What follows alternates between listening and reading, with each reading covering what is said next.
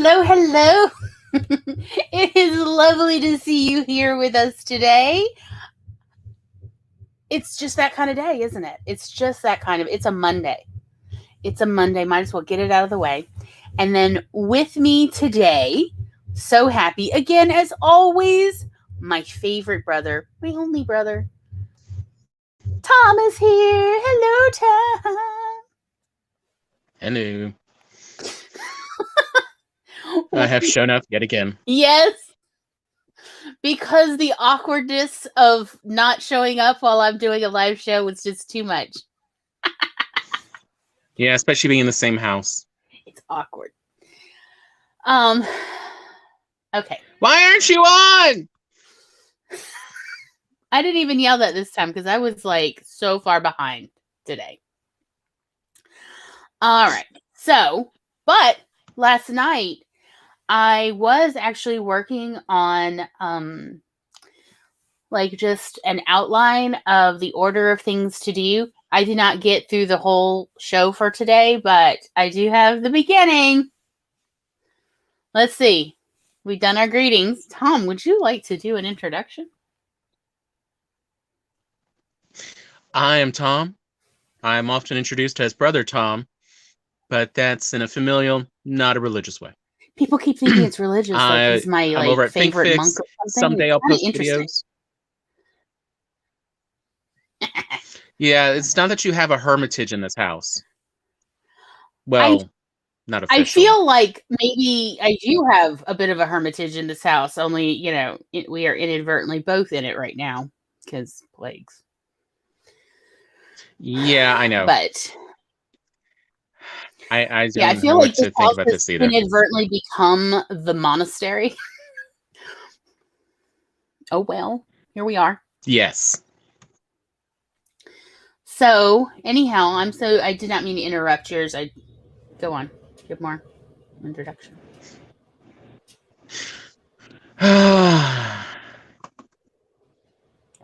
So much awkwardness. I was just reading about this today on Twitter. It's called, what was it? Overlapping conversation? Did you see that over on Coffee Spoonie? Well, I saw that you had either liked or retweeted someone who was mentioning about overlapping conversation. I clicked like on that.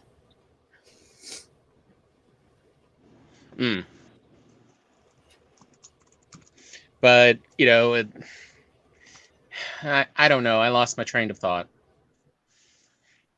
I was quickly grabbing, because I didn't grab earlier, that link you sent me on Twitter.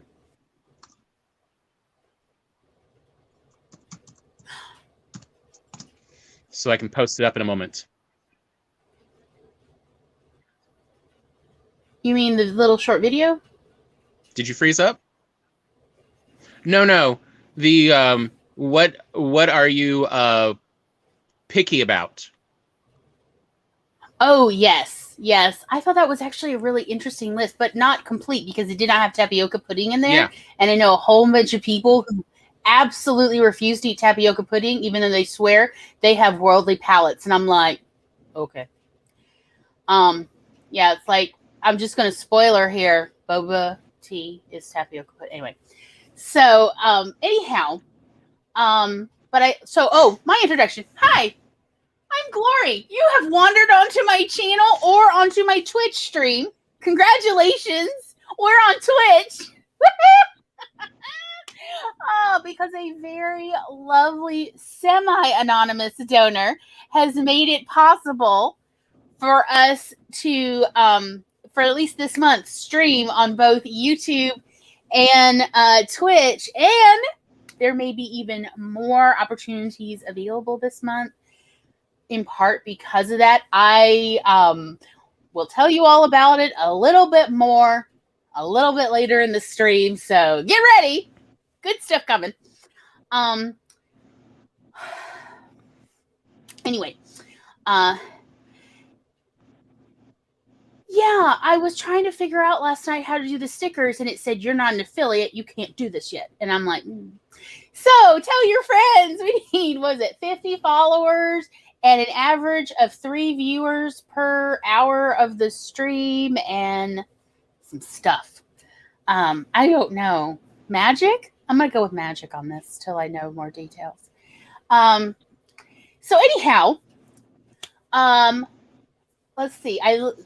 Glory wrote this down for a reason, so we're going to go over it. Okay. Oh, reminder on how about turning down resolutions in YouTube. Okay, real quick tutorial. Because it turned out some people are having to make sacrifices in order to view us on YouTube, because of their bandwidth issues, like with the service they have.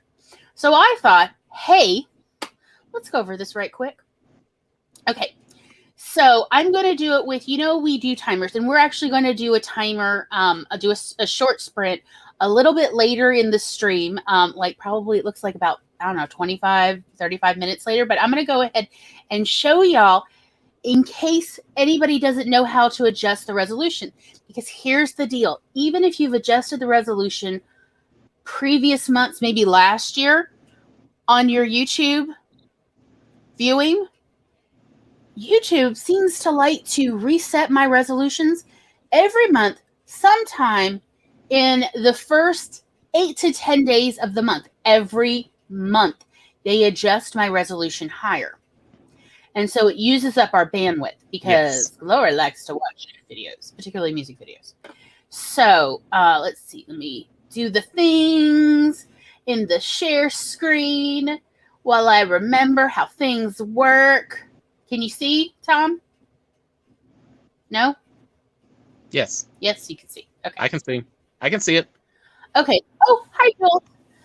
Okay, so we'll do, I guess I forgot to do my hellos. I'm sorry.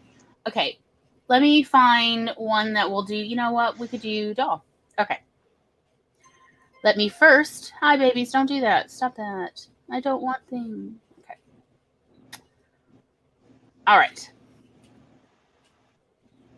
So if you look under settings, is it showing it? Tom? Wait, why is it showing mine right now? I don't know, dear. There it goes. Probably you were trying to connect. Okay.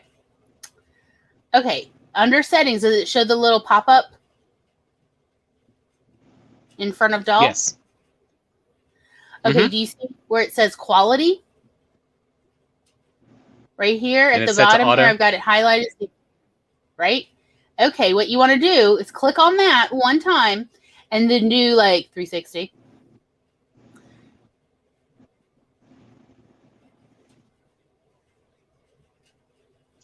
It's got to think about choices it's made, I'm just saying. It's where this normally does not keep swirling around forever.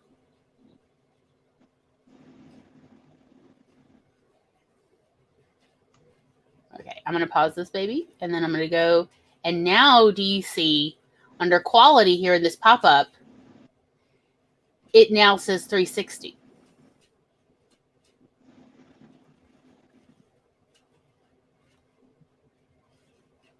You see that?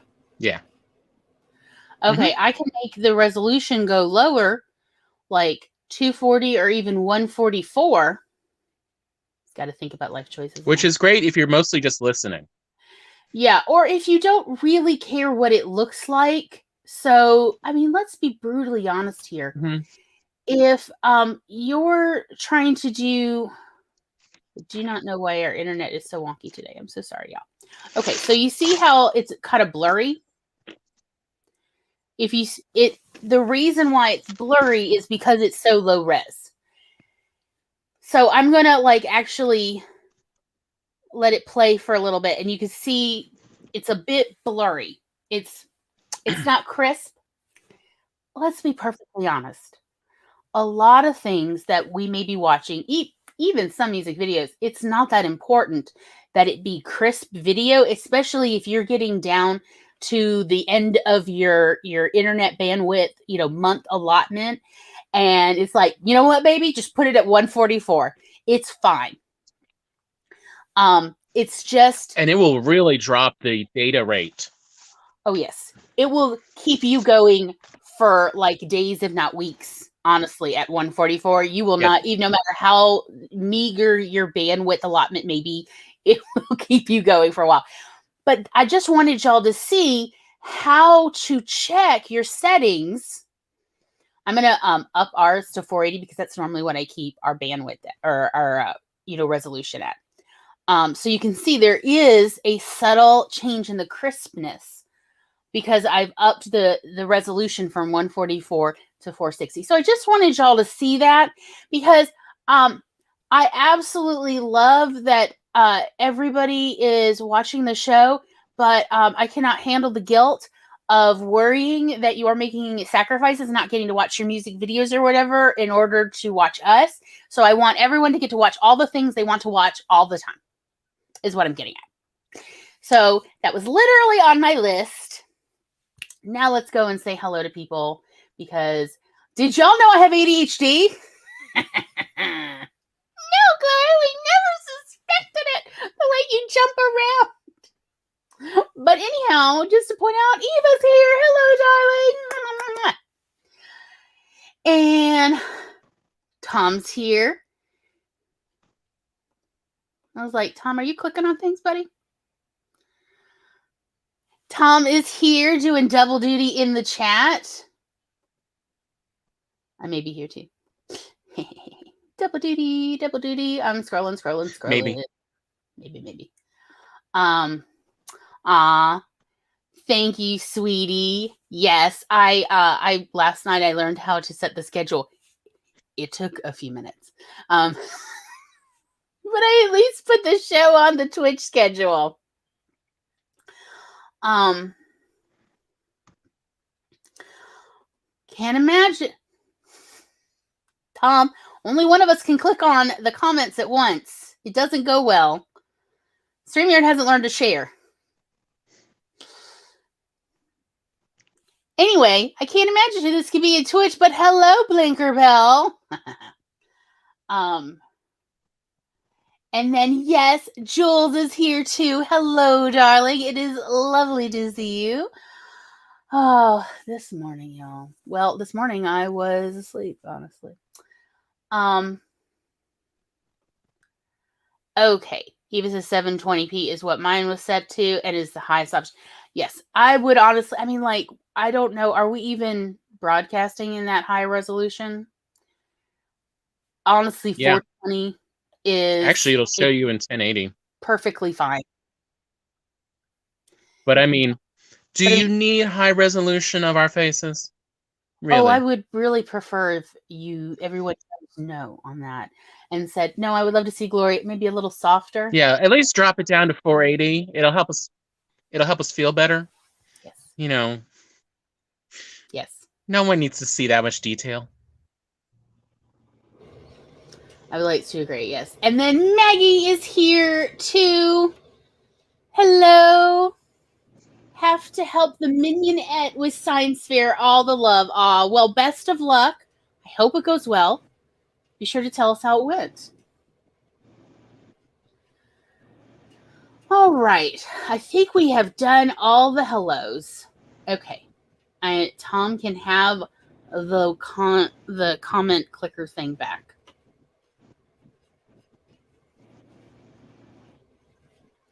I am going to have to close down some stuff because my computer is not handling all the tabs I have open right now. No comments. It's too much. I mean, it really is like, no, we can't handle it. And like, y'all need to calm down. It's fine. Okay. Maybe that will help. I don't know what's... It's either that or it's our internet connection. It might be the internet. Let me go make sure everything's turned down. It could be. Okay.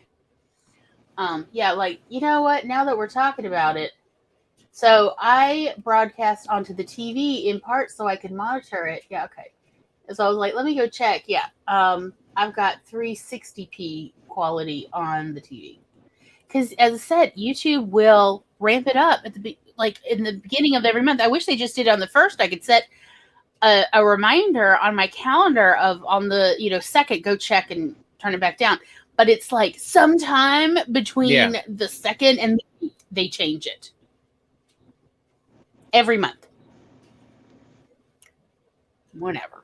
Okay. Anyhow, now that we all I just wanted to check everyone knows how to adjust the resolution on all their devices, because it really does, like, it'll eat up your bandwidth when you're like, I don't need to see high-res version of this video. Yeah. Just throwing that out there. Okay.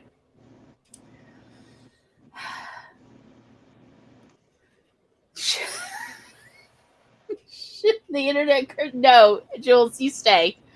I mean, okay. Anyway, I'm just going to move forward. Oh, do we have any old business to discuss?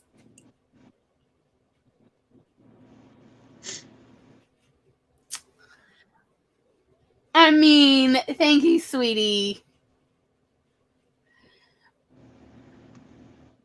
Apparently she's doing her own thing since she's alone right now in Twitch. I don't even, I know that those are English words. It literally makes no sense to me. I will have to learn on my own time, apparently. Okay. So. You're so old. Yes. I'm an elder millennial. It happens. So do we have any old business that we need to mention? Anything else? No, we're good? Not that I can remember. We're delightful. All right. Okay. Okay, so next on my list is to talk about why food matters in the autism community. Because it does. It so does. Should I just jump in? You're so quiet today, Tom. Okay. Should I post up the "Are you a picky eater"? Oh, okay. Well, I guess so. Yeah, let's do that. By the way, Tom, I don't know if you realize this, but there is such a lag between when I hear you talking a little bit in your room and then when, I see it on the video. I know. So I'm genuinely wondering about it. I don't know what's going on. Okay, so this I found last night. I was actually just going through the hashtag actually autistic hashtag on Twitter to see, what's latest in good hashtags that haven't been hijacked by autism hate groups. And I came across this and I thought this was really noteworthy.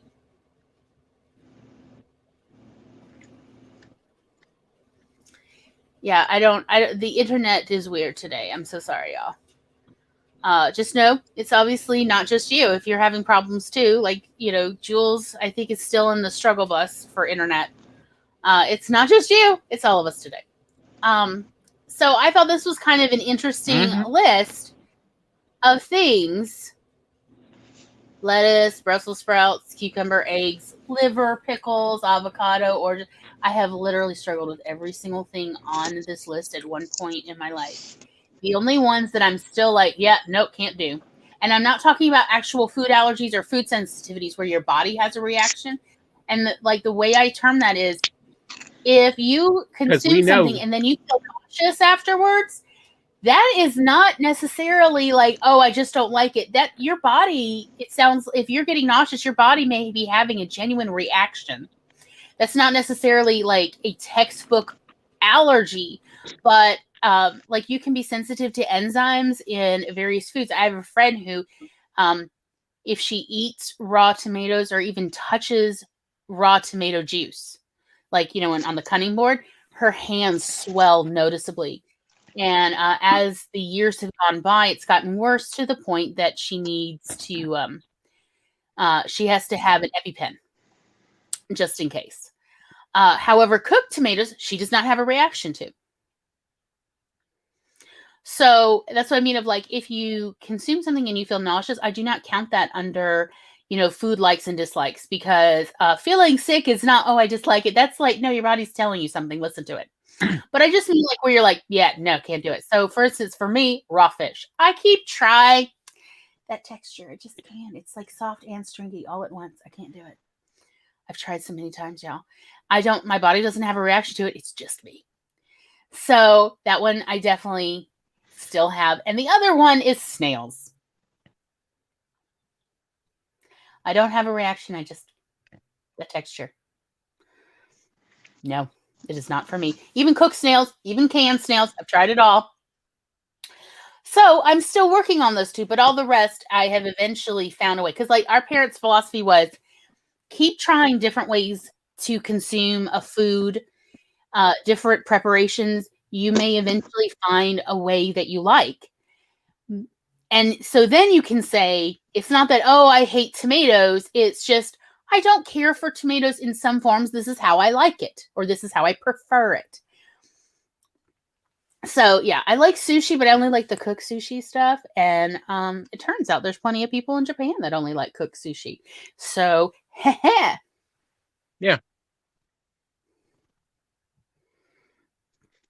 So anyway, did you have something you wanted to talk about?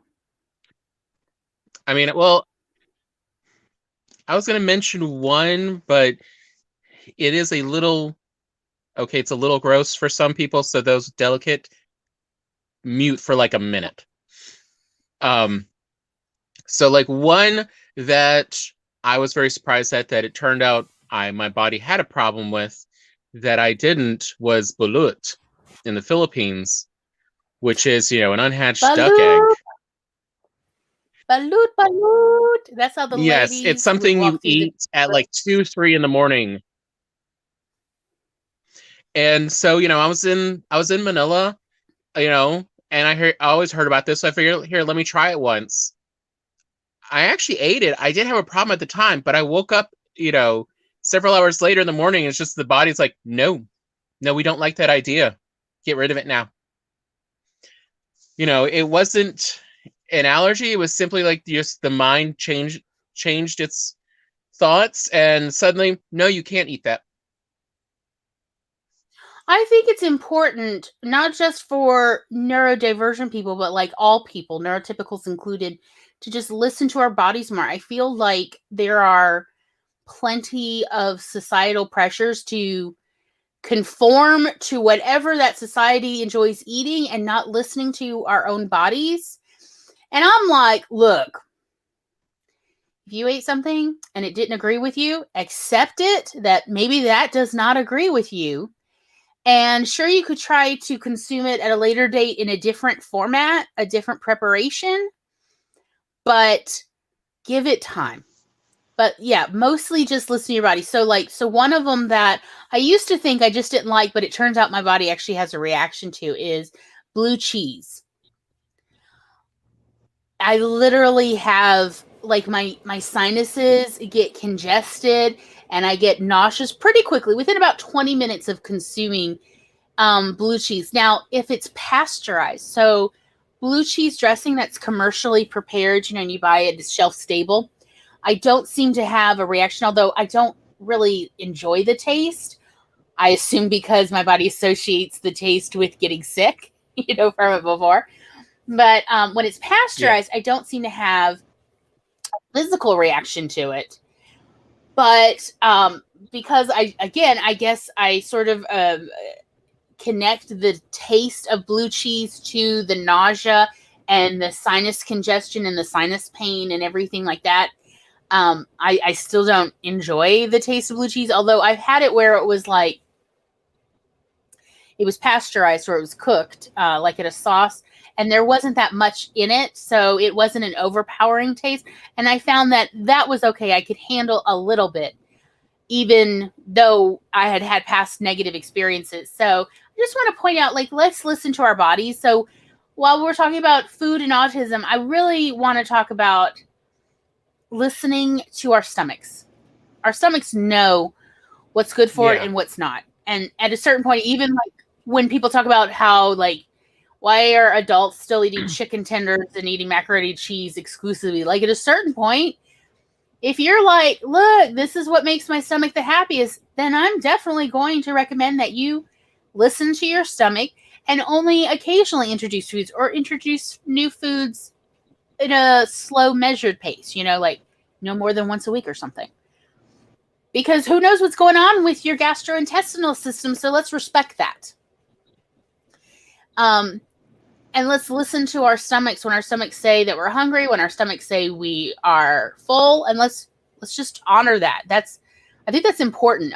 Did you know that you have a mini brain in your stomach? I'm just saying. And that's been scientifically proven since the Civil War. And also, and quick little thing you pointed out to me about a decade ago in your research was, isn't it? I'm sorry, you're gonna have to correct me on some of this, but I just remember the problem. Most people who have who develop a lot of stomach issues and GI issues later are known to eat foods in the fridge that have been in there for 3 weeks or more, and may have grown stuff that's not good for them. They do not throw things out at appropriate schedules. Yeah, I can't remember what that was. It's not Crohn's. Was it Crohn's? It might have been Crohn's.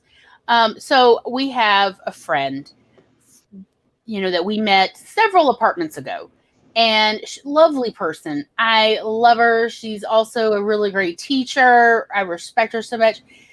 And she had developed Crohn's disease. And at the time when we originally met her, she'd only been recently diagnosed with it. So, being the research librarian that I am, I started researching Crohn's disease to better understand it. Because, there were things she said, she couldn't eat corn.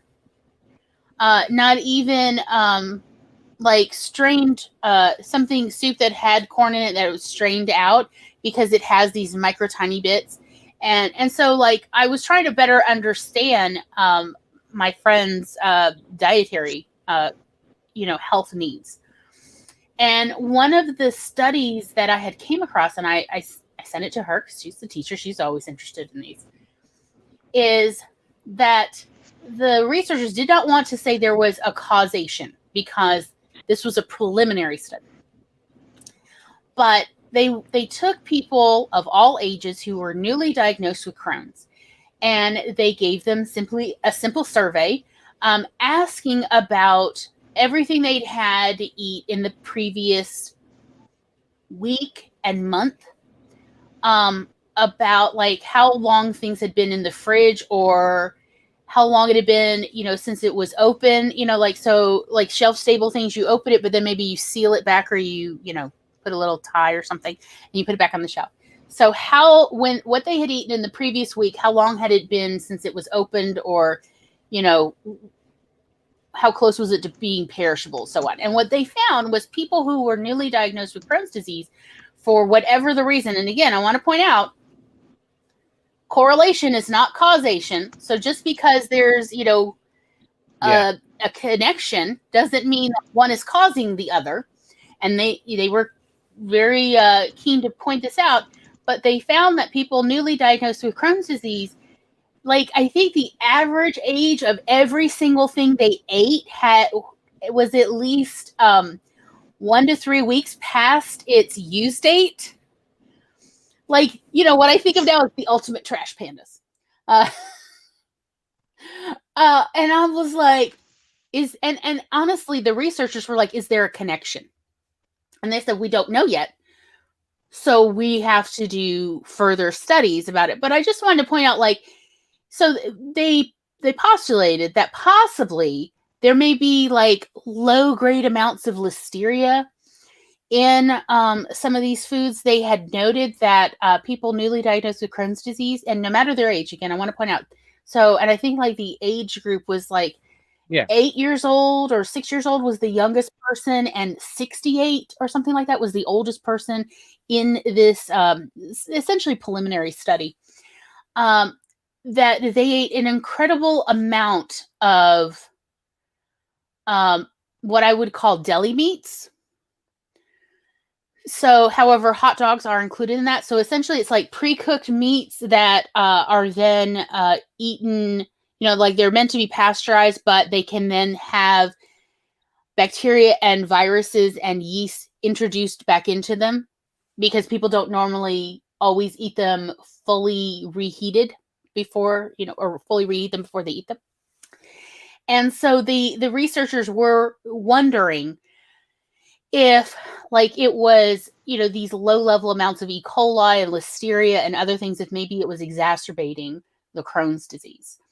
But they also wondered, why are people who are essentially on the verge of being diagnosed with Crohn's disease consuming so much of these kind of foods that are prone to carry low-level amounts of things that are very upsetting to the gastrointestinal system, and in fact can be toxic to the gastrointestinal system, like E. coli, salmonella, and listeria. And I just thought that was interesting. Well, I sent the article to my friend so she could read it, and she said to me, you know what? I realized after I read the article, I went into my refrigerator and, like, everything was 3 weeks old or older. Like, even all the leftovers, everything was really old. And, like, I had been doing this for years. And I'm like, because, like, for me, I'm more of, like, fresh. If that leftover is more than a few days old, I'm like, Tom, I'm tossing it. And Tom's like, please let me have one last day to eat it. So I actually kind of prefer my food a little aged, so I'm a little weird. So again, it's not that I don't want to imply that there's any causation, but simply something to be aware of is also the freshness of the foods we consume. If you're having habitual gastrointestinal issues, that's not really connected to any particular food, just be aware of the freshness of the foods we eat, just in case it may be playing some sort of, factor. Hi, Megan. So,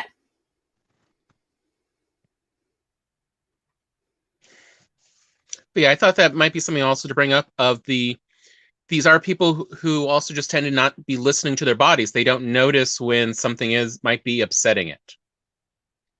I mean, I've definitely had that problem, and I've had to, train myself to pay more attention to my GI system and how it responds to foods. Because I was probably on that route when I was in my 20s. yeah, and it was something I worried about you. Of like, because like you ate some things that I was like, no, can you literally not smell it? The meat is decomping. This is not okay. And you're like, I literally cannot smell it. And I'm like, yeah. So like I have a very sensitive sense of smell. I have the most sensitive in our whole family. Always. So I do have a very sensitive nose to the smell, that sickly sweet, odd smell of decomposing meat or decomposing. All right, that's how I'm not going to say anything more about that. But and it was an absolute like enlightenment for me to find out that Tom could not note that smell until many days later, like almost a week later. Because like, yeah, we did an experiment where we had a container and then I sealed it 3 times in 3 bags, a bag within a bag within a bag, because I did not want that smell in the refrigerator. Like, and we left it there and every day together we'd bring it out, and I would open it up for him to check the smell, and then we would air out the house because it's so gross to me. And it was like 6 days between when I'm like, "Ooh, there's decomp in that," to where Tom could detect it. And so again, I want to just caution everyone of sometimes it's not a particular food. It's like what's going on beyond that, a bacterial, yeast, fungus, virus sort of situation. That and also, like, when you leave it in the fridge, make sure you seal it up. Like, it's not just everything's uncovered in the fridge, because you don't know what could be circulating in your fridge either. If it's been, a year or 2 since you last cleaned it.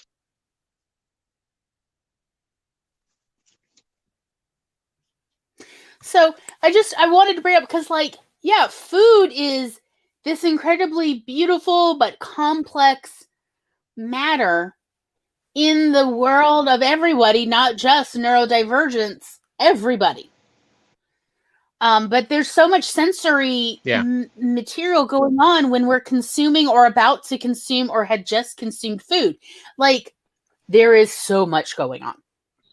Not just with our sense of smell, but there's also the whole eating, and that can be a sensory overload for some people, and the swallowing, and then some of us, the swallowing mechanism doesn't work right because of the Ehlers-Danlos, and then we look like we don't know how to eat food.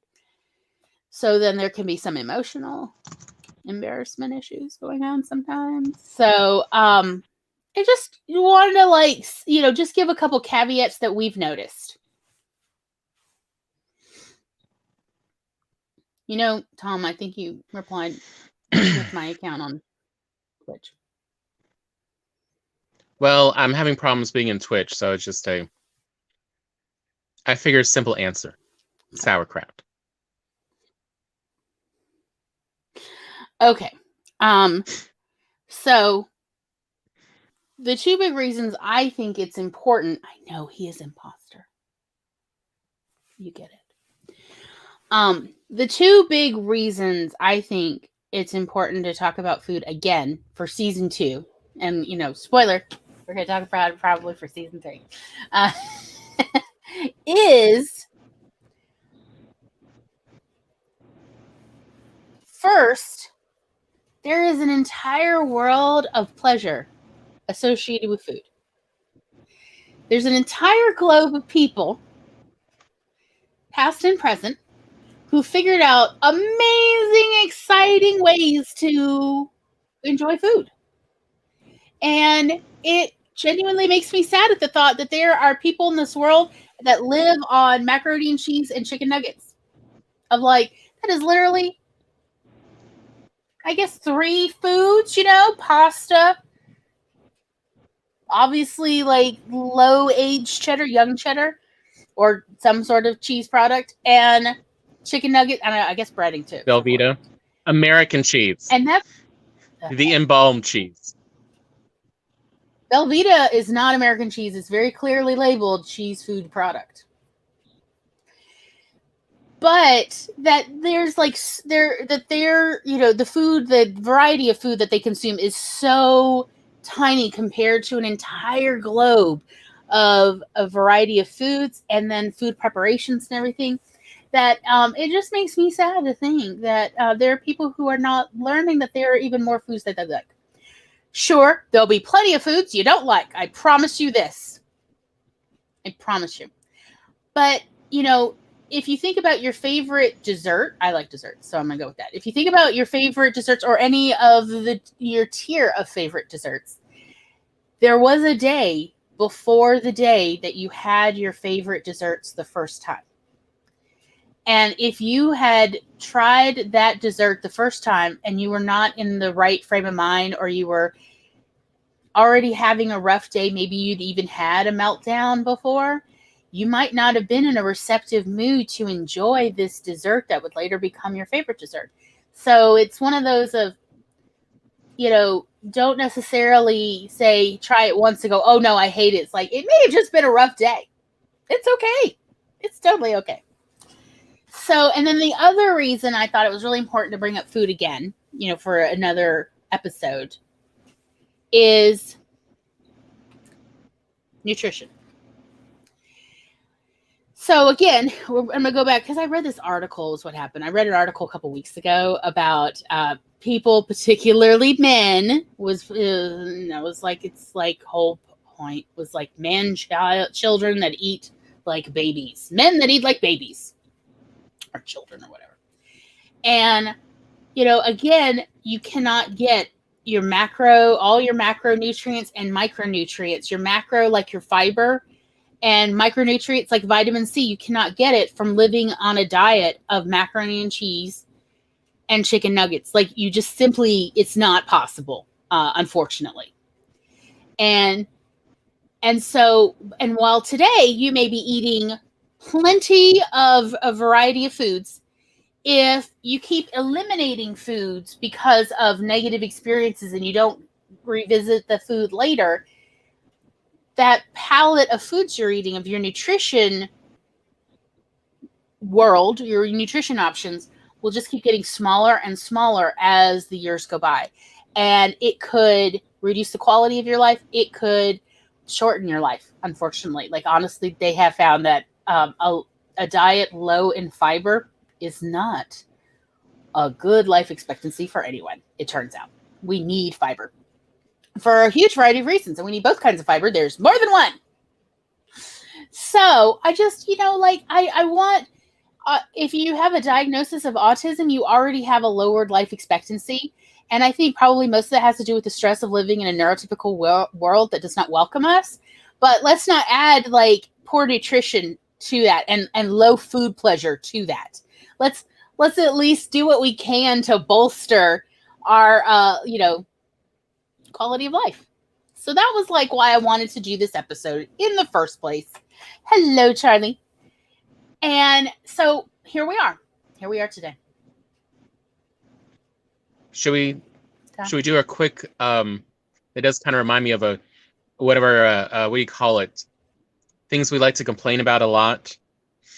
On the list of, food and eating and variety. And that is American teenage and 20-something vegans. Tom. I don't know. It keeps like the video feed stuttering, so I'm pretty like let me repeat what I heard and make sure I didn't miss any parts, okay? Okay. That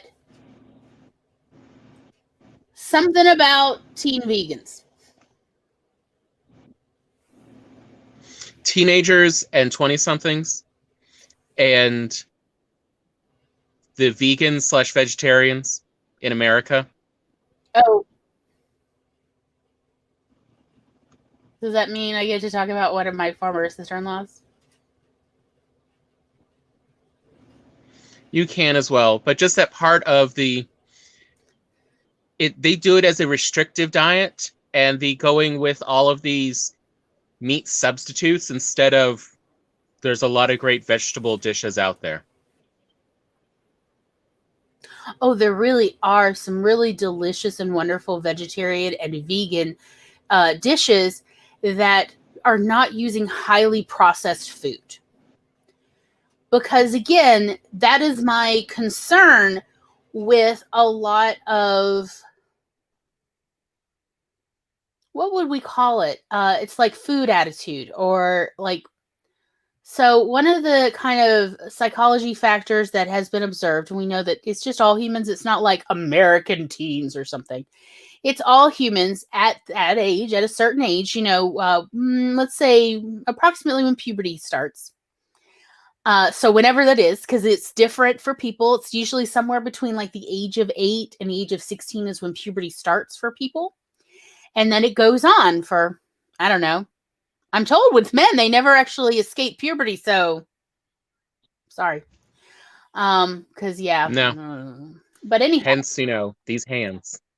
No, your hands keep growing. They used to be smaller than mine. Anyway. So glad you didn't go in to become a gynecologist. Like that one doctor that I'm like, anyway. They look like such strong hands, don't they?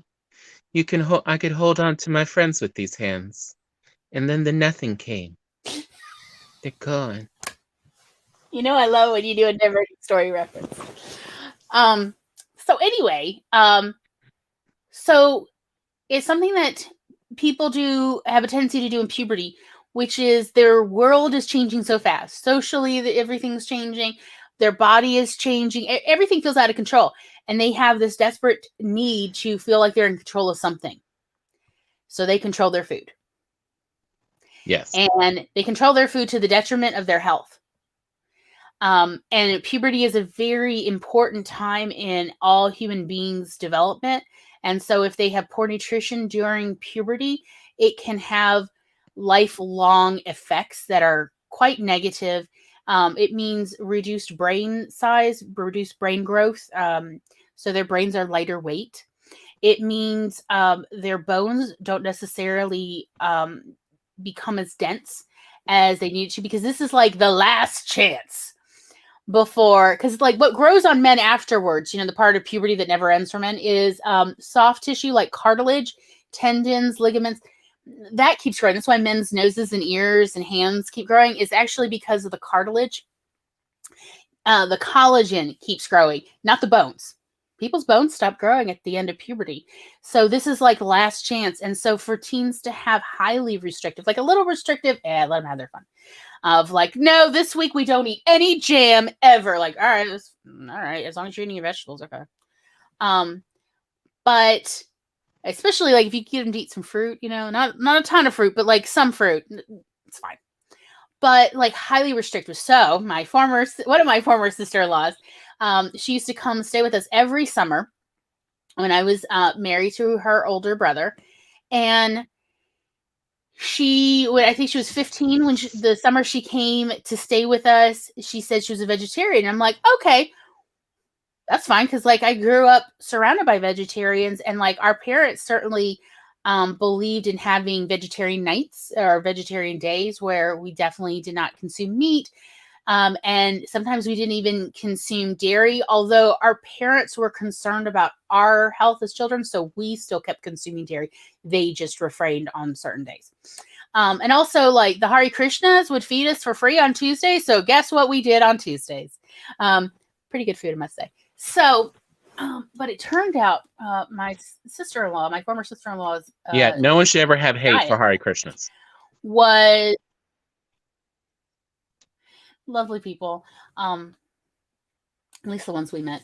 But her diet was entirely, and this is no exaggeration, I wish I could say I was this good at fiction. Her entire diet consisted of full sugar Dr. Pepper and Burger King French fries. Yeah. No, that was it. She did not trust McDonald's French fries since she found out that they used to fry it in beef tallow, and so she was sure they were sneaking it back in. And this was the 2000s. So that was it. And I was like, this is not vegetarianism. This is not even veganism. This is, you have an eating disorder. You've got disordered eating. And, we tried. And so she's like, well, there's nothing else I like. So that meant I had to start learning how to make all sorts of vegetarian dishes that still accommodated her very Midwestern American palate. So let the games begin. I got her into TVP, which is a soy product with taco seasoning. Oh, yeah. And then I started putting in like grated carrots and things. She never knew. Started putting in grated zucchini. I hate zucchini, but grated, you can't really taste it with taco seasoning. So it's fine. Yeah. Like, I was slipping in some vegetables. She thought it was all soy protein. No. Yeah. She just, her BMs got all regular, and she was like, oh, well, I guess the TVP is good for me. I'm like, sure. Got her into Sloppy Joes with the TVP and using the Sloppy Joe can sauce. And then again, slipping in a whole bunch of grated vegetables because glory can. And so at least she was having good nutrition over the summer. Because again, as I said, puberty is a really important time. So anyhow, I just want to point out, like, if the teens' diets, or, and teens are still in puberty at college age, most people are still in puberty for college. If their diets are too restrictive, where they're missing out on those macro and micronutrients, that's where we need to say something. And we need to be compassionate and encouraging that they explore their palates, because French fries and Dr. Pepper is not a diet, it's a problem.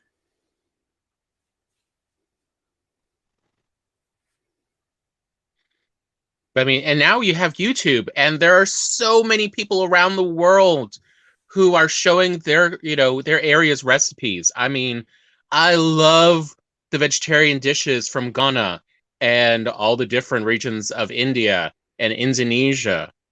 I mean, and China. Like, there's just a ton to try for every palate. And of course, I'm still trying to find some from South America and the Caribbean. Those aren't as much on YouTube yet, but I'm still looking. But I mean, Right. there's Yes. so many dishes to try, even if it's vegetarian or even vegan. That's not a problem. But variety. Variety is the spice of life and your health. Agreed. And honestly, like my former sister-in-law, her mental attitude would improve within about 3 weeks of me cooking every dinner for her. Or at least I think I cooked at least 4 because I was also working full time, 60 hours to 80 hours a week at the video store at the time, and she was too young to work there since we had an adult room, so she was home and not cooking. You know how I do with teenagers. If you're not cooking, then you're cleaning. Uh,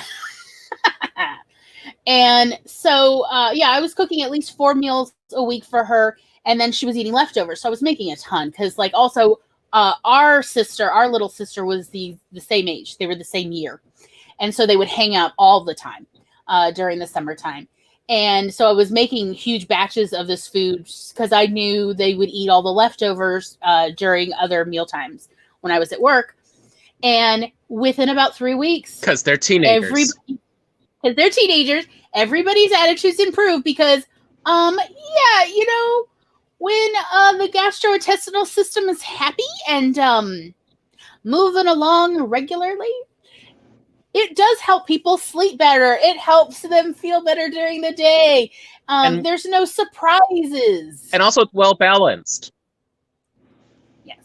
Like, that's part of what you need that fiber for, is to keep all the little gut microbes happy that you need for, you know, food and health and, you know, getting all those micronutrients.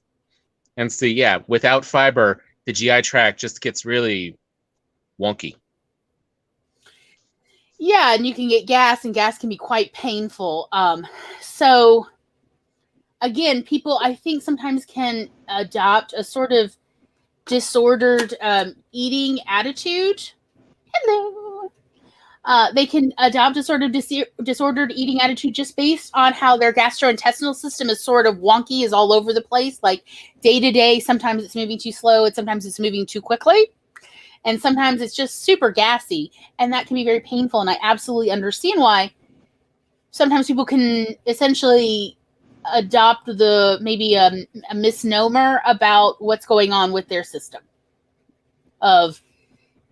It's not that, you know, maybe this food doesn't agree with you. It's just that, you know, you got too low a fiber situation, and now you've eaten half a block of cheese. I could see why you got an upset GI. True story. That happened to our teenage sisters. Yeah. Yeah. I mean, like, who was it earlier that was saying, like, their mom turned out just has lactose intolerance, and once she stopped having so much milk products, a lot of her GI issues suddenly felt better? Of course. That's so silly. Yep. Why? Oh, yeah, we understand. What is up with lactose intolerant people and their love of, like, dairy products? What is up? Even when they know they're lactose intolerant, they're still like, I'm just going to have some ice cream anyway. And I'm like, why?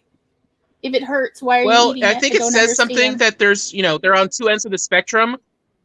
There's the lactose intolerant ones, and then there's the gluten sensitivity ones. They're on the opposite ends of the spectrum. You know, you can't stop. Stephanie, do you feel attacked right now? All right, I've done my own, like, trial and error. Because you can't stop lactose intolerant from milk. I can't do gluten. I can't do dairy of any kind. I have found a couple of really good brands of ice cream that I can eat that are just fine. They're coconut-based and almond milk, and almond-based ice creams that taste just fine to me. If I buy the almond kind, then my husband will eat it because you can't have almonds. Or, you know, he stops breathing, so we're good on that. Yeah, I love cheese. Cheese is like, just give me all the cheese. But, like, even when I've made, like, last week I made homemade mac and cheese with, like, regular noodle, like macaroni noodles, and then I got regular cheese and grated the crap out of it. and you know, put shredded cheese in it, and I ate like 3 bites and my stomach died. I'm like, but I did get a box Kraft macaroni and cheese, vegan style. All the kids liked it. They didn't know it was vegan style, and it was good. It was good enough. It passed. It passed the test. It was good enough. Yes, I feel a little attacked. It's okay.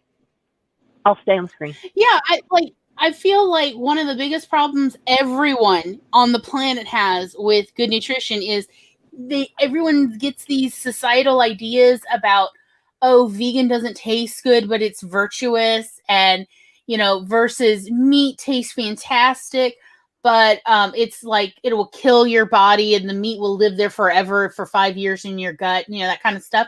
Versus none of those are accurate. They are just weird things. And also, like, meat is not always good. Like, honestly, I have literally had terrible, painful, upset stomach from meat. Not that it was old or something bad, but because it was so tough that my stomach just rebelled, and I ended up vomiting a couple hours later because it was so tough it couldn't continue on its way.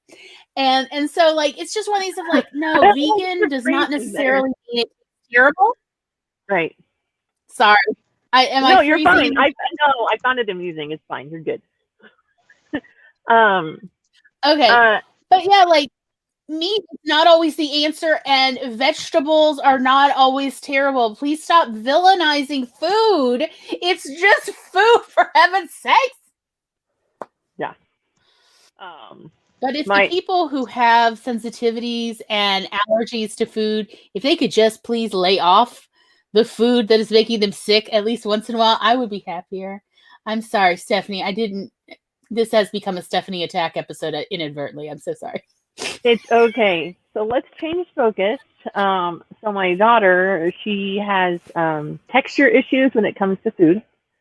We went through occupational therapy, and we did test food kitchen, where she would bring a food that she didn't like, or a new food, or some kind of food that we were trying to get her to, that she wanted to try.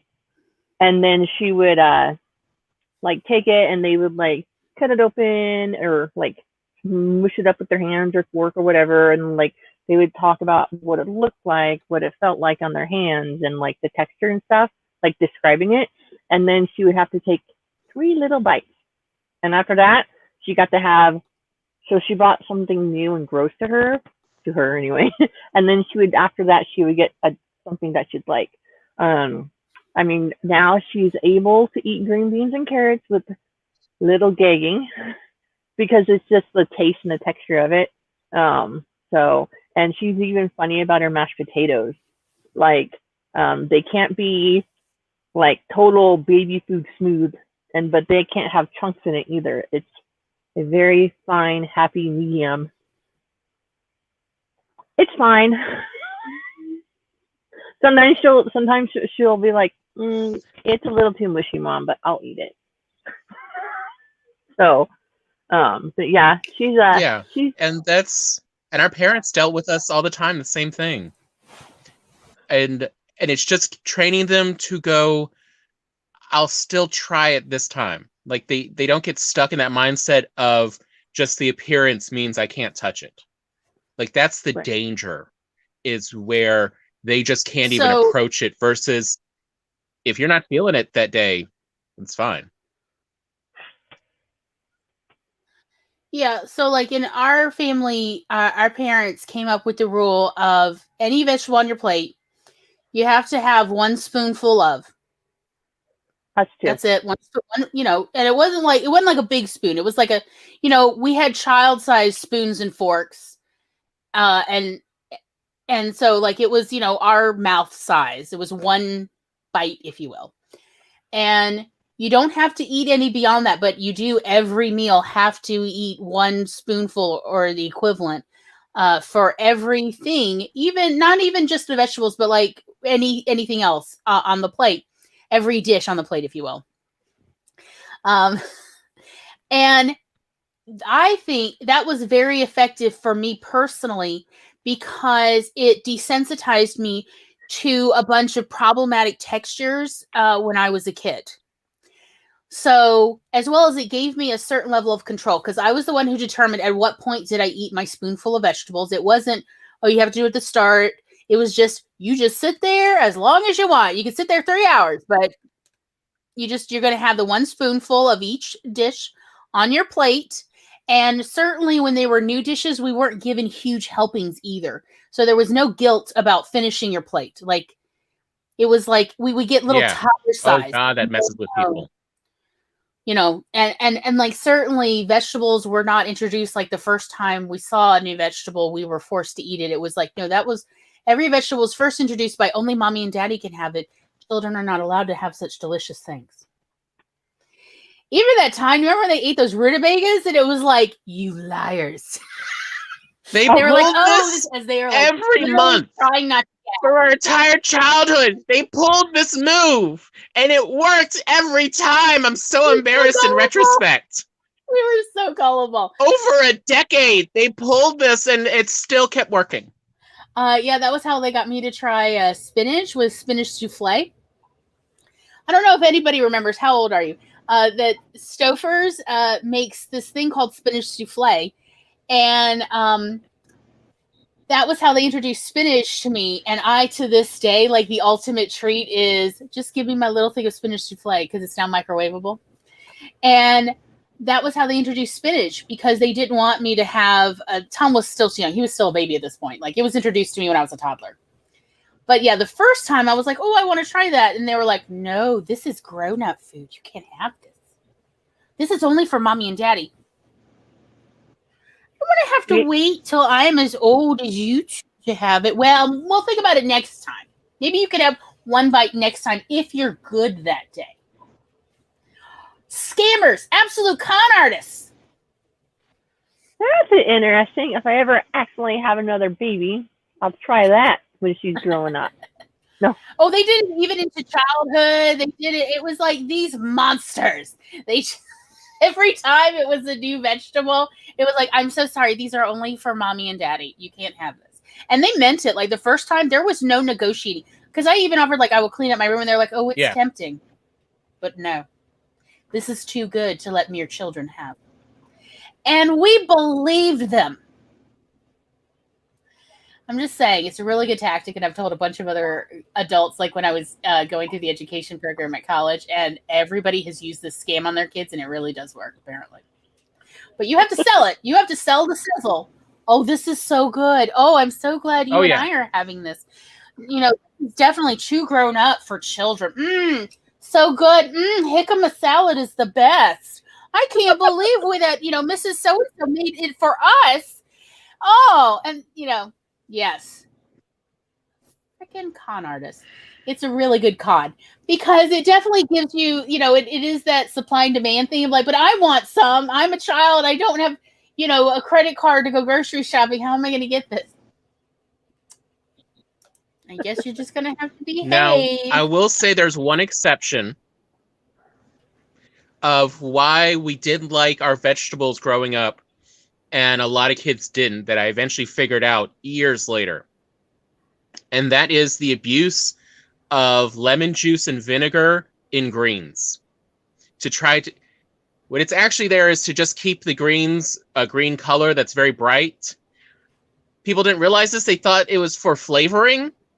And they'd add so much. Yeah, oh my God, those greens tasted awful. I remember the first time I ever tried some greens at another person's house, and like, no wonder they don't like it. Oh God! Like where somebody has put like multiple lemons of lemon juice on steamed broccoli, and it really brings out the sulfur in it. It's terrible. Oh God! Yeah. So, like, versus our parents were very old school. Like, so again, I want to point out our dad was born in 1940, mom was born in 1946. These were old people, okay? So they made vegetables old people style. And their one improvement on old people style vegetables was not to cook it as long. That was like how they were keeping it healthy. But like it was still drenched in butter.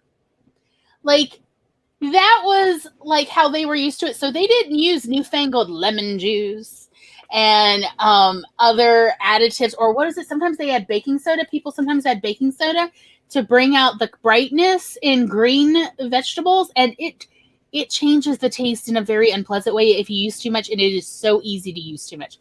Our parents were like, who cares? It's a vegetable. It's not meant to be pretty. I mean, they were old people, okay? But the nice thing about it is that all they did was they didn't boil it as long as they had it when they were kids. People used to boil broccoli for 40 minutes. No joke. Because if you boil any cruciferous vegetable to the point that you start to smell the sulfur compounds, you have boiled it too long. No one likes it. Why did you do that? You killed it. Versus So for us, like Mom had that little French steamer, the little French colander steamer thing that she used practically every day. And yes, I do love cottage cheese, although I prefer large curd cottage cheese, at least the ones if I can find it with rennet, because I love the taste and it's a little bit firmer. But what I want to say is Mom would just steam the vegetables because she wasn't entirely sure what she was doing. Both of our parents grew up with housekeepers and cooks, and so they were learning to cook as we were children, as we were little toddlers. And so they would just steam everything just till like they could get the fork or the knife into the vegetable, and they're like, it's done, it's fine.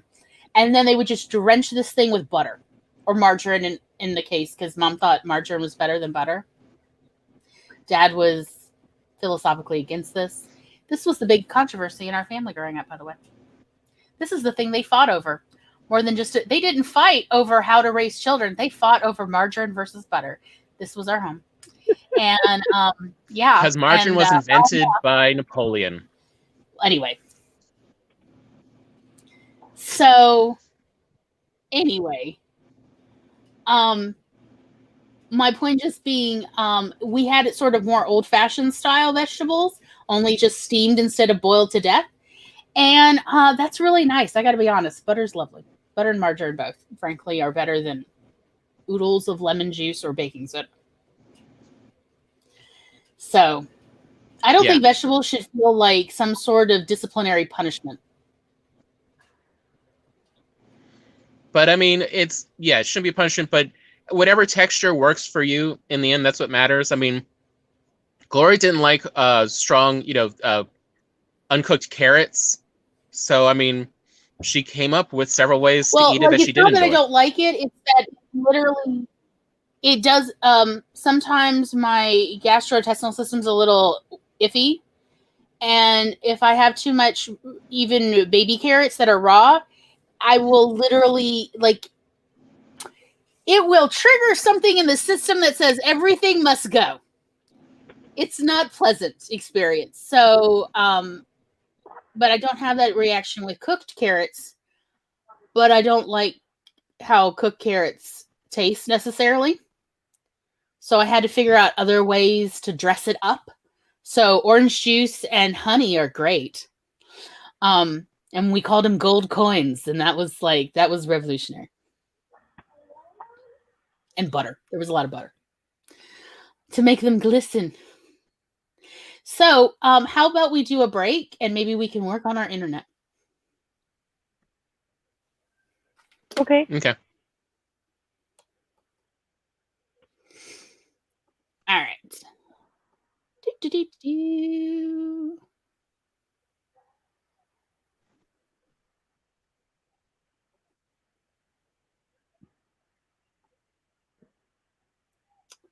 Okay. Everything is slow today. Okay. Are we ready? In 3, 2, 1, sprint!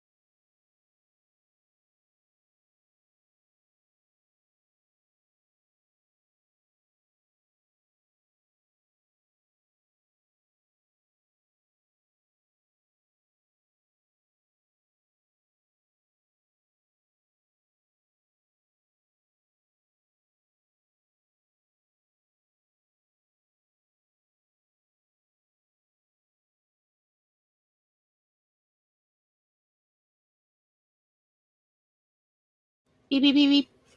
Beep beep beep beep. Beep beep beep beep beep beep beep beep beep beep. All right, it's broken a little today. Hello, CB. Lovely to see you. Tom, you know your camera's still off and you're muted.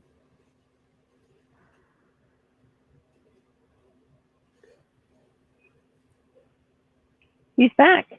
Yay. Hey, he's still muted. There we go.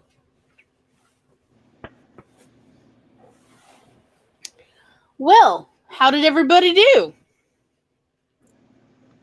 I almost got an Instagram post done, and then Tom struck. What happened? Well, okay, so on my phone with Instagram, if it goes whatever you want to, black, if it goes into, If the screen turns off. Yeah, then Instagram is gone, and so the post, everything's gone. It doesn't save it for later, like Twitter will. And so what happened was I realized during our break that I had forgotten to post on Instagram about the show. So I was working on that. And then Tom came in and, my ADHD was just like, a human, what? I have a phone? No. So anyhow, oh well. Oh, it is here's one for you that I'm not sure if it's part of autism or what. But so I feel really guilty. And even though we've already done apologies and everything, the brain, it's not clearing that sensation out. It's okay. So I'm a sensitive soul. Aw, I'm not mad at you. I was frustrated. I know that. But, the brain is messed up. It is messed up. But yeah, it is something I think that is known at least for some autistics as well as some people with ADHD that it's hard to switch gears when there's especially a negative emotion or any kind of negative criticism. Yeah. It doesn't matter if it's earned or not. That's not what it's about. But the brain actually has a hard time switching gears and letting it go and moving on. I know that I experience a lot of anxiety anytime I would have to do a performance review. Honestly, I actually have anxiety about both performance reviews of both directions, where he is the manager and me as the employee. Of why do we have to do formal? Why could we not do this informally, where you just tell me what is you want improved more than once a year, please? I absolutely hate yearly performance reviews. How dare you? And I hate also, giving. Why did you wait so long to tell me I was having problems? Right. Yeah, I hate it when bosses will be like, well, 6 months ago you did this, a year ago you did this. Well, it wasn't obviously not that big of a deal if you wait a year to tell me. Yeah, of why should I be impressed with this? But yeah, anyway, yeah, it's anyhow. So, well, the thing I did not check. Let me check Discord and actually look. There's a Discord server for the write-a-thon, and it came out. So I'm a host, and when I said, "Oh, I'll host or co-host, whatever," and these are the times available, I swear on my life that I did time zone math correctly. I swear I did. I promise you I did. Okay? Promise you I did. And yet somehow I will be on screen from 6 to 7:30 a.m. my time. Which is not, I'm not normally up that time. Okay, guys? Let's just preface that by saying I am not an early riser, but I will be an early riser just for you all. Yes, at 9 a.m. Eastern. So which is 6 a.m. my time. Oh my God, Steph. I didn't want to tell Jessica, oh, I'm dumb and I can't do time zone math. Yes. So I was just like, I'll just leave it. It's fine. At least it's not 4 a.m. or something. True.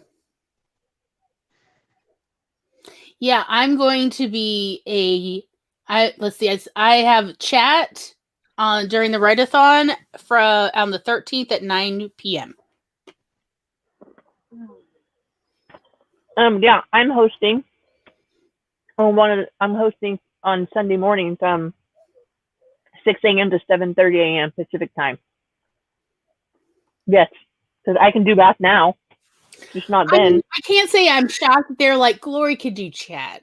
You know, of like, if I'm honest, it is definitely in my wheelhouse. Although I can be quiet. I just have to work at it.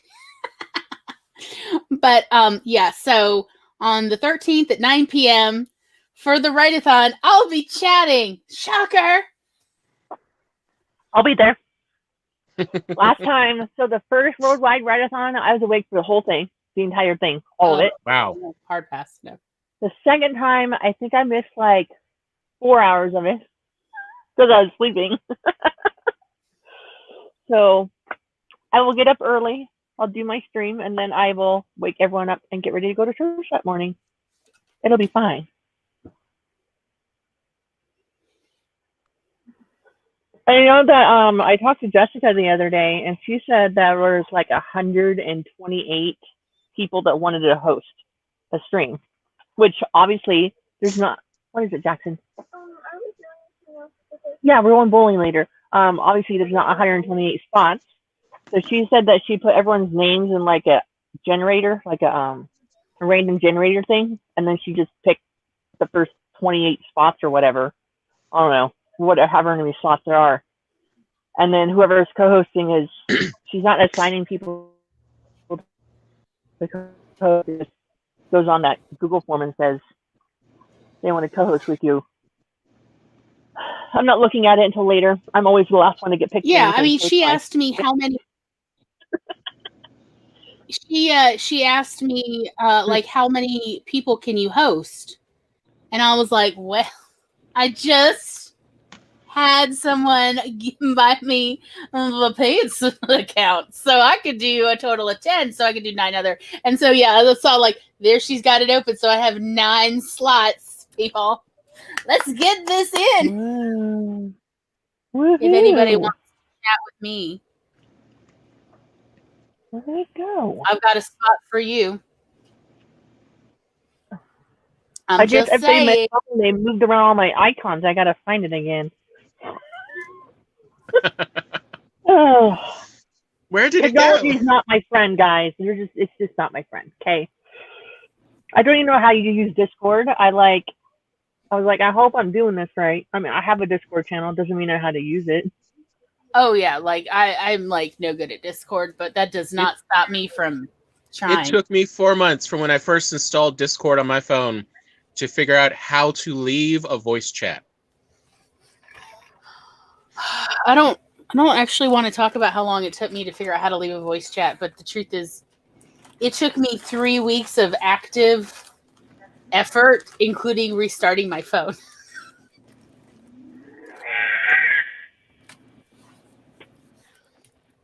Yeah, I think with co-hosts, there's a certain randomness, and I want to say that they're going to have the form for co-host is going to go out in the next few days.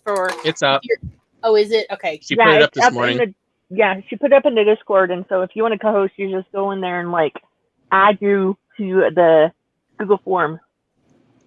As far as I know, that's how it's working. Am I blind to it? I must be blind to it. Oh, I am hosting Sunday morning from 9 till 10:30 Eastern Standard Time. So you all do the time zone math, because I can't. Okay. All righty. Yeah, Stephanie is listed at 9 a.m. to 10:30 a.m. on the 14th Eastern Time. Well, it says Eastern Standard / Eastern Daylight, and I'm like, oh, that's right, the time change. Oh, God. Oh, God. Why is it every time there's a write-a-thon, there's something that is just, like, unnecessarily harder? Truly the problem with like organizing anything for a group. It's like, yeah. I will be hosting during the write-a-thon, as part of the write-a-thon, the third chat on the 13th at 9 p.m. Eastern. If anyone would like to join me, I would love to have you. Let me know sooner than later, and I will just put your little name in the thing. I don't know. It's, we'll figure it out.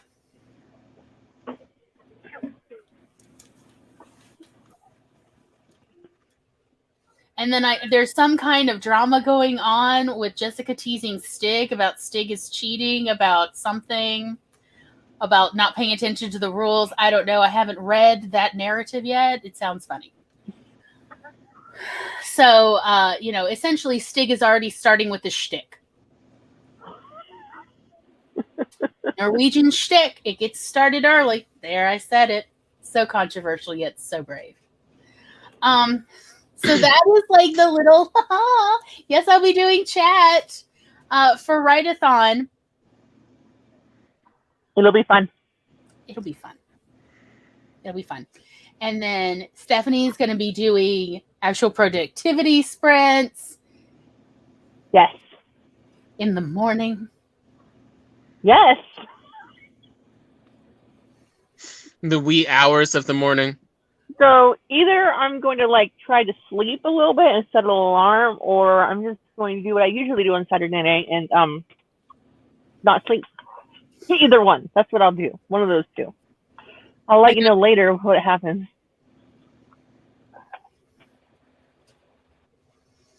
I understand the feeling. Yep. I do not know, Steph, that I will be up even, let's see, my time for your productivity sprints will be starting at 8 a.m. my time, and I would love to say, oh, I'll be up, but that's not who I am. We'll see.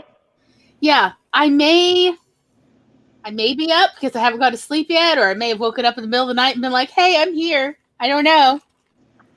We'll see. I got an extension cord for my laptop cord.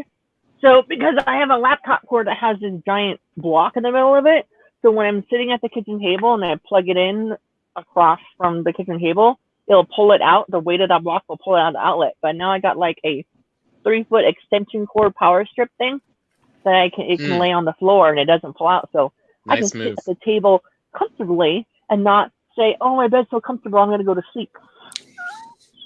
Yeah, a legitimate concern for this one. Okay. So there is a schedule, but I don't know that it's the public schedule yet, Eva. But like Jace is going to do sprints on the 13th from noon to 1:30 p.m. Eastern time. Trying to see anyone else we know. Vixen of Fiction is going to be on the 14th from 3 to 4:30 p.m. I like how everything's not just an hour. And I like how there's sprints intermixed with chatting streams to give people a break. Yes, I agree.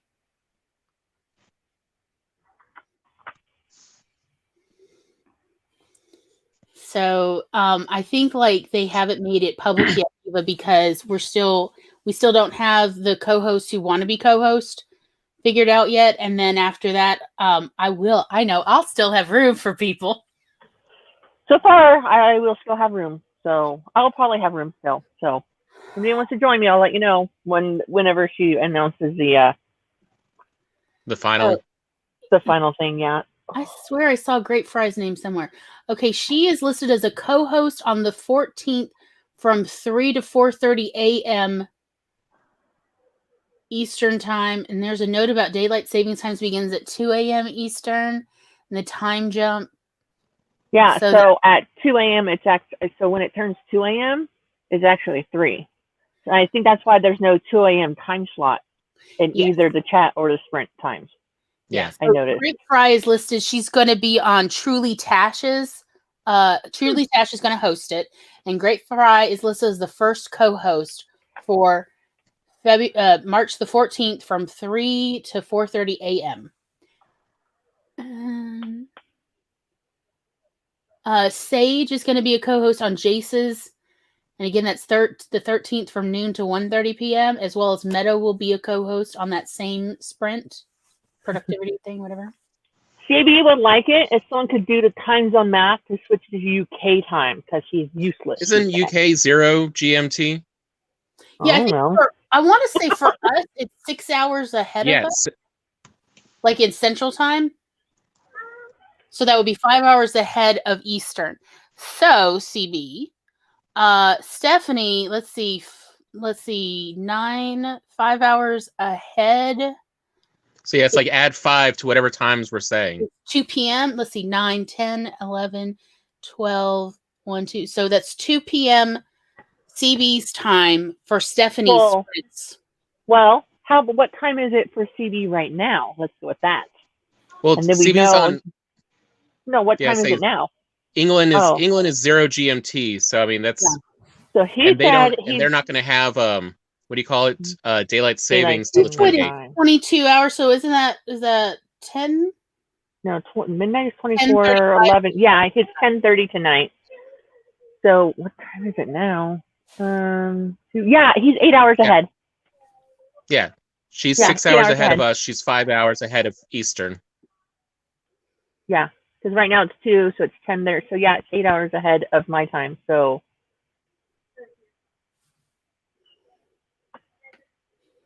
No, Eva, Steph will be at 8 a.m. your time.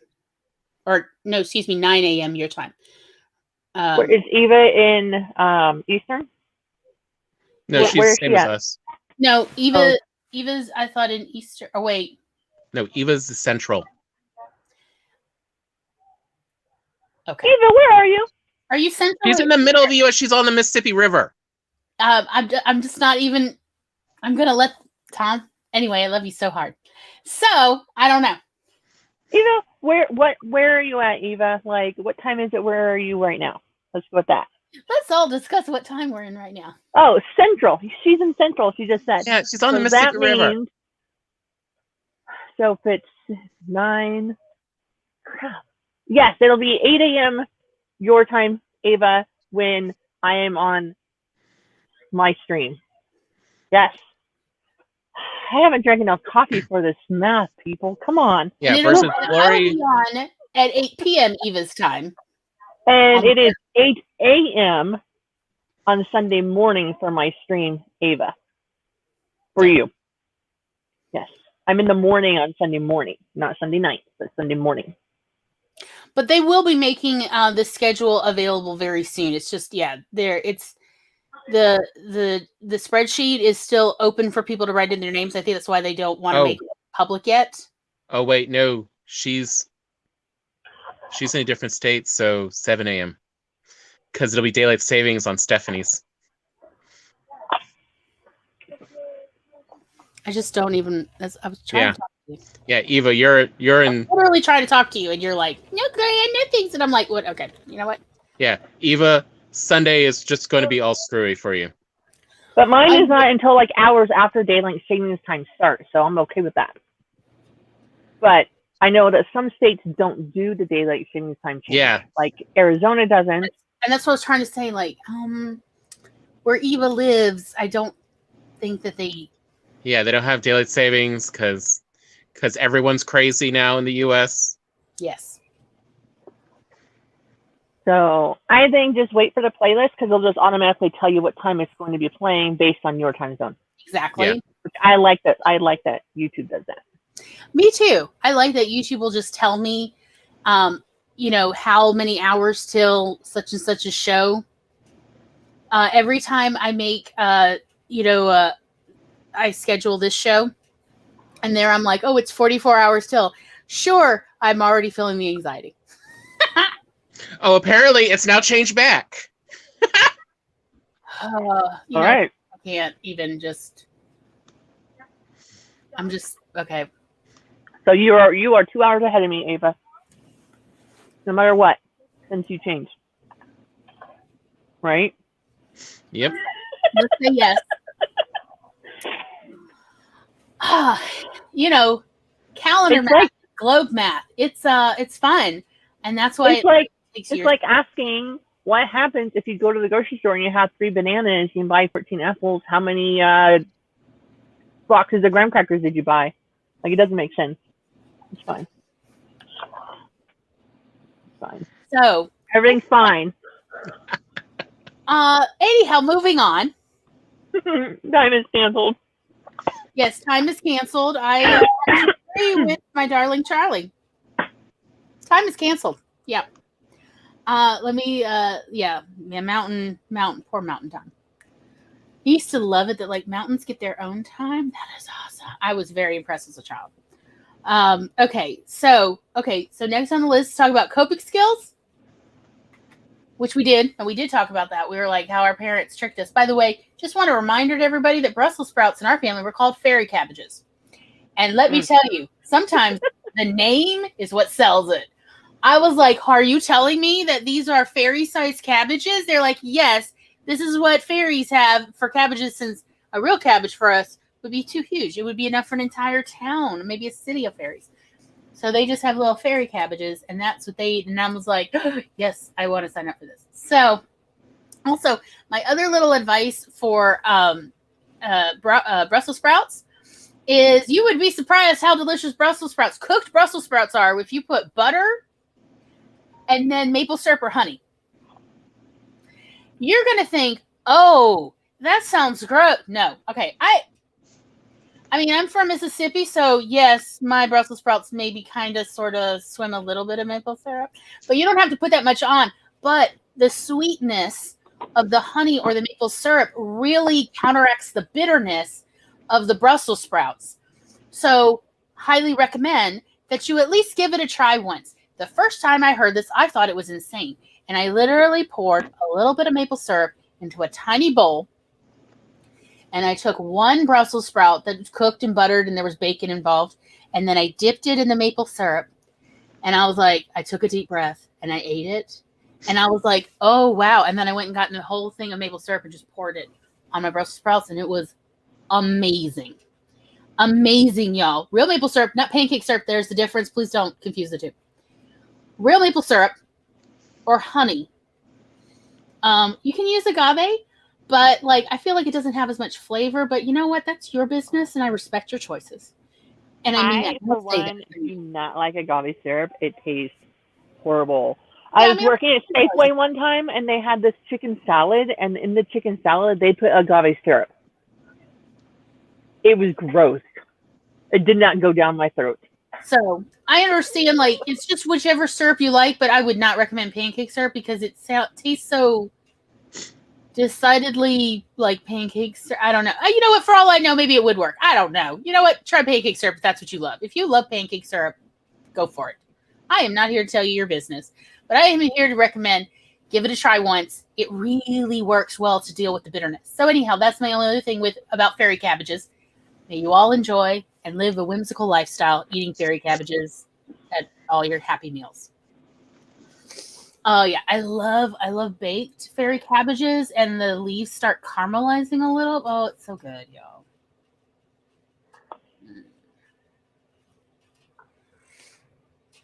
You know, I really don't know, but I think in theory, any maple tree can make maple syrup. Well, technically it makes maple juice, and then you boil it down till it's a syrup.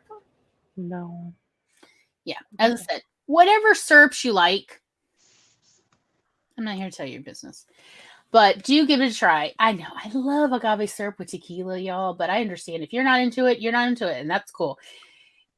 Hey, you know, I'm just going to throw this out here. Whether you're talking about making for food or for drinks, instead of simple syrup made with regular old granulated syrup, try it with brown sugar or turbinado sugar, making your simple syrup with that. It may change your life. Our mom used to make brown sugar syrup instead of pancake syrup. And then she made it thinner because she was always trying to like sneak less sugar into our diet. We were children. And we would pour it. She already added the butter to the brown sugar syrup, which was very thin syrup. And we poured on the pancakes, which her pancakes were pretty dry. And it was delicious. And I frankly still miss it. Even though like technically I'm sure a chef would be like, ew. It's still delicious because that brown sugar gives it a little je ne sais quoi. Plus, she made it because we were, she'd always forget to buy syrup ahead of time. So anyhow, cooking devices time. Should I talk about all my favorite ones? Oh, hello, buddy. Are you escaping the kids? Hello, baby. One of the kids got something sticky in her hair. Look at that face. She's being very tolerable of me getting it out, but there's still some sticky stuff in her hair. And then Jackson got chewed up bubblegum on the bottom of his sock. And guess what? We don't allow bubblegum in the house. But there's bubblegum and some bubble charmed lollipop crap that they got from church. Is priceless. Oh. This thing. That's all right. It is the face of a truly tolerable cat. Hi, yes, hello. My life. What are you going to do for treats? So, all right, devices. So there's the two ends of when you're working and when you don't have time. If you're a prep person, there's this wonderful thing called a slow cooker. So many recipes, you can find them everywhere. I love slow cookers. You can put anything into a slow cooker. It'll turn out great. Just about. And then for those of us who have a lot of ADD and can never remember to plan ahead, although real quick on the slow cooker, who is it? Reynolds, I think, makes these plastic bag inserts. You can now just slow cooker liners. They're just called slow cooker liners. I use them all the time. They're awesome. Aren't they fantastic? It's like, why should I have to scrub this thing? And for the true lazy, you can put all your ingredients and everything into the liner, just keep it in the fridge overnight, and in the morning, drop it into the slow cooker and just have it cook all day.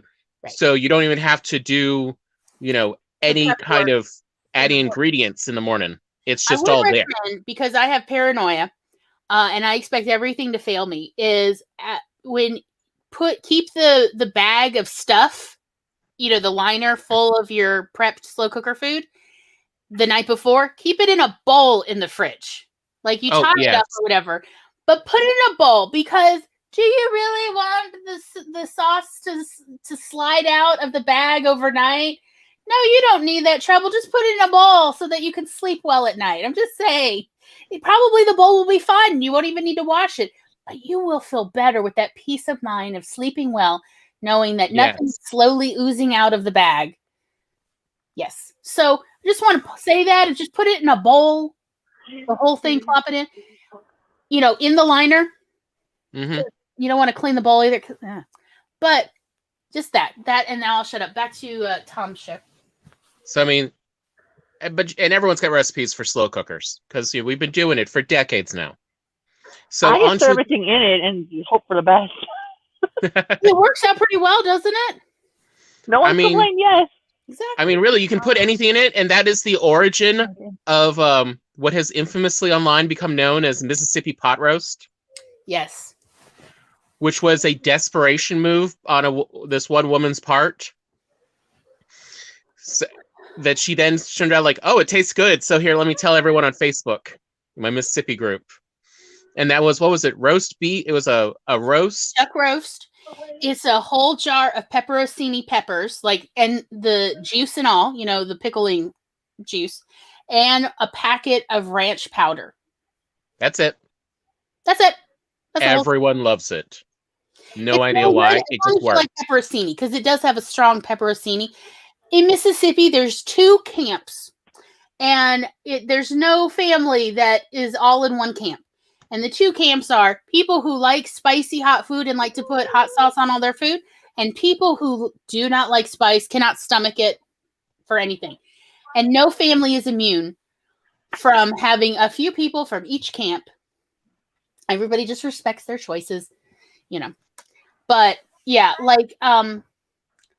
that cat hair? That cat hair just came off. Yes. Poor baby. I had to cut it off of her. Poor baby.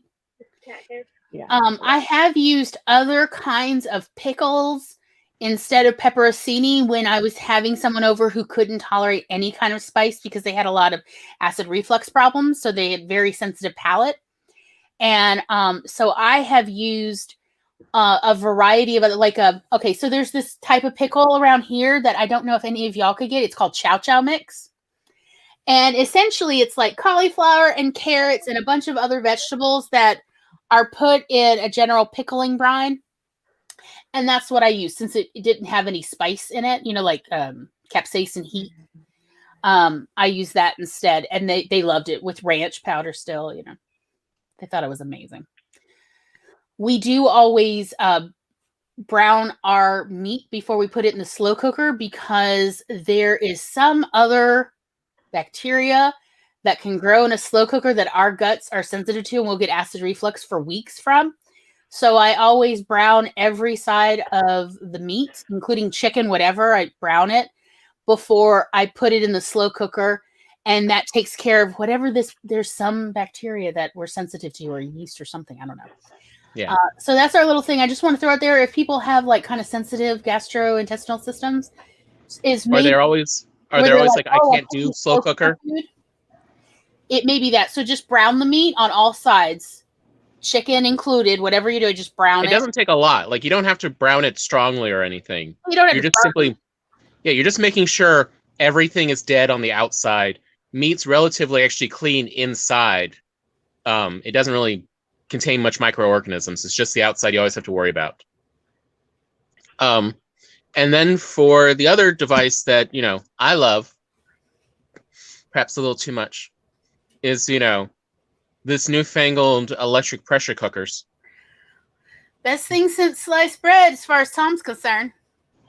Just set and forget. I love that automatic chafing it goes into once it finishes. But one thing I have figured out, since I have done so much cooking with it, is that there's an easy conversion of slow cooker to pressure cooker recipes. It's 7 minutes per hour on a low heat slow cooker recipe, and it's 10 to 12 minutes per hour on a high heat slow cooker recipe. So what it means is if the slow cooker recipe says cook for 4 hours on high, that the conversion in the electric pressure cooker is, what is that? Is that 28 minutes? 40 minutes. Oh, it's 40 minutes for high. 40 to 50 minutes. And if it says 8 hours on low, it's what in the electric pressure cooker? 56 to an hour. So 56 minutes to an hour. That's what he's saying is the conversion. And it really does work out. Whatever recipe you find for a slow cooker, you can dump it all in the pressure cooker. Set it and forget it, I mean, that's the beautiful thing about the electric pressure cookers. You can actually walk away from it. You don't have to babysit it like you have to babysit stovetop pressure cookers. Yeah. Like, that's really what kept us away is, we're ADD, so it's possible for us, even with the sound of a pressure cooker on a stove, to forget and walk away. Yeah. So that's why we kind of always stayed away. But with the electric ones, it really is just set and forget. Set your time. I mean, one of Gloria's new favorite dishes we kind of found by accident out of, New Year's, let's just put it all together instead of having to wait, is pressure cookers are especially great for dry beans. They will cook them so much faster than slow cookers or anything. Like, we're talking 10 to 20 minutes, and dry beans are cooked. You don't have to soak them overnight or anything. Yeah, they're tender. They're really nice. Because so that pressure cooker pushes the liquid. So if you're using chicken stock or something, pushes the liquid into the bean. It's lovely. And so, like, one recipe we found recently that we both enjoy, it's real simple. It's just, cook the beans for, 20 minutes on the pressure cooker, and then open it back up and just stuff in like half a head of cabbage that you've chopped up. Put on some, what do you call it? Some ham, some chunks of ham on top of that. And bay leaves. And my preference is some Tony Sachery or Slap Your Mama spices, along with a little bit of liquid smoke or what's it called? Kitchen Bouquet. And I like it when we put in like chopped onion, but we don't always have onion. Yeah. By the way, chopped onion put it in the pressure cooker, it's going to mostly dissolve, but it counts as fiber. Yeah, just saying. Sneaking those vegetables in. Hey, it counts. So, and how long do you then cook it with the cabbage tom, the pressure cooker? Another 15 minutes. And it's so tender. What I love about the cabbage is, unlike when you cook cabbage over the stove or in the slow cooker, the cabbage, the sulfamides don't break down, so the house doesn't reek to the same amount that I have found it normally does with stovetop cooking or with slow cooker cooking of cabbage. And that's really nice. Is the cabbage is quite tender, but there's hardly any of that cabbagey smell, which I find sometimes a bit off-putting. Yeah. And it is such a lovely dish. We like to usually serve it with either toasted rolls or cornbread. And that includes, cornbread from a pack that you just, we got this little desktop, countertop oven that we use. Done. Because that's also can be on a timer. Those are nice. And so it's really warming. It's delicious. It's so comforting. And it is Fiber City. And it's relatively low cost. It's very cheap. Yes. Like, that was the part I liked, was it doesn't cost much. Yeah, we use like a pound of black-eyed peas, which is like $1.25 at Walmart. Yeah. Dry. And then half a head of cabbage, because we got a 6-quart slow cooker, pressure cooker. Right. And about half a head is all will fit in once you cut it up. I mean, it cooks down a lot, but initially it's a fair amount. Yeah, and we just use water, or chicken broth or beef. Well, honestly, it's whatever. Our vegetable stock. Yeah, whatever we've got that's already open. But we have also been known to not have any of, the stock or even bouillon cubes or anything. And we've just used water, and it was still absolutely delicious, y'all. Like, it's really simple. It's very useful for feeding everyone pretty quickly in a very filling way. So highly recommend for teenagers, because, there's like an endless pit inside every teenager. Yeah. So it tastes really good. So just, that was like what we came up with for New Year's Day, because we had forgotten to soak the peas overnight. And I was like, can't we just cook peas from dry in the pressure cooker? Like, that's what Auntie Belle used to brag about. Yeah. Yeah, worked out amazingly well. I mean, if I actually have like a ham from previous, I'll just put the bone in with the beans to kind of get that collagen out. Because a lot of meat flavor is actually in the fat and the collagen. The meat itself does not actually contain as much flavor from the animal as people think. Yeah. Most is in that collagen or fat, so that's what you really need to add if you want those flavors. But I mean, 40 minutes in a pressure cooker, and you've gotten most of the flavor out of a bone. I mean, it really cooks a lot quicker. So again, I love the electric pressure cooker. It is worth whatever you need to spend on it, whether, somewhere between $50 and $100. It makes mealtime so much easier, especially for those of us who forget a lot to prep ahead. And also for those of us who, like, it took me years to really figure out, we have the cheap stove that just has an electric burner. And, they're notoriously not even or even set the same for the temperature settings. You never know actually quite what your stove's particular medium low temperature is compared to everyone else's medium low. Versus the electric pressure cooker is pretty consistent about its temperatures. So, like, I'll even make burgers in there sometimes because it's just easier. It'll automatically keep its temperature steady. That's why I like our propane stovetop, stovetop, because it cooks more evenly, and it heats the water up faster when you need to boil it or whatnot, as opposed to waiting for electric to heat up. Took my husband a few weeks to master that difference, because he's never had a gas stove before living in the RV. Yeah. Mm-hmm. It's a learning curve. Yes. So yeah, that was we've really liked using the electric pressure cooker. It's really great for, I call it the busy and exhausted.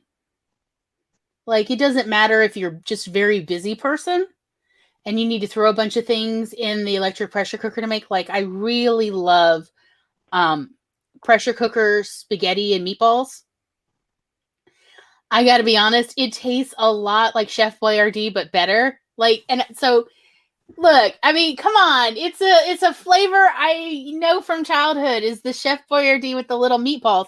It tastes very similar, since, so the way Chef Boyardee works is they really don't cook it much. They cook the sauce ahead, but they don't cook the noodles and the meatballs that much, and then they can it, and then they cook it. So it's cooked in this sort of closed, encased situation.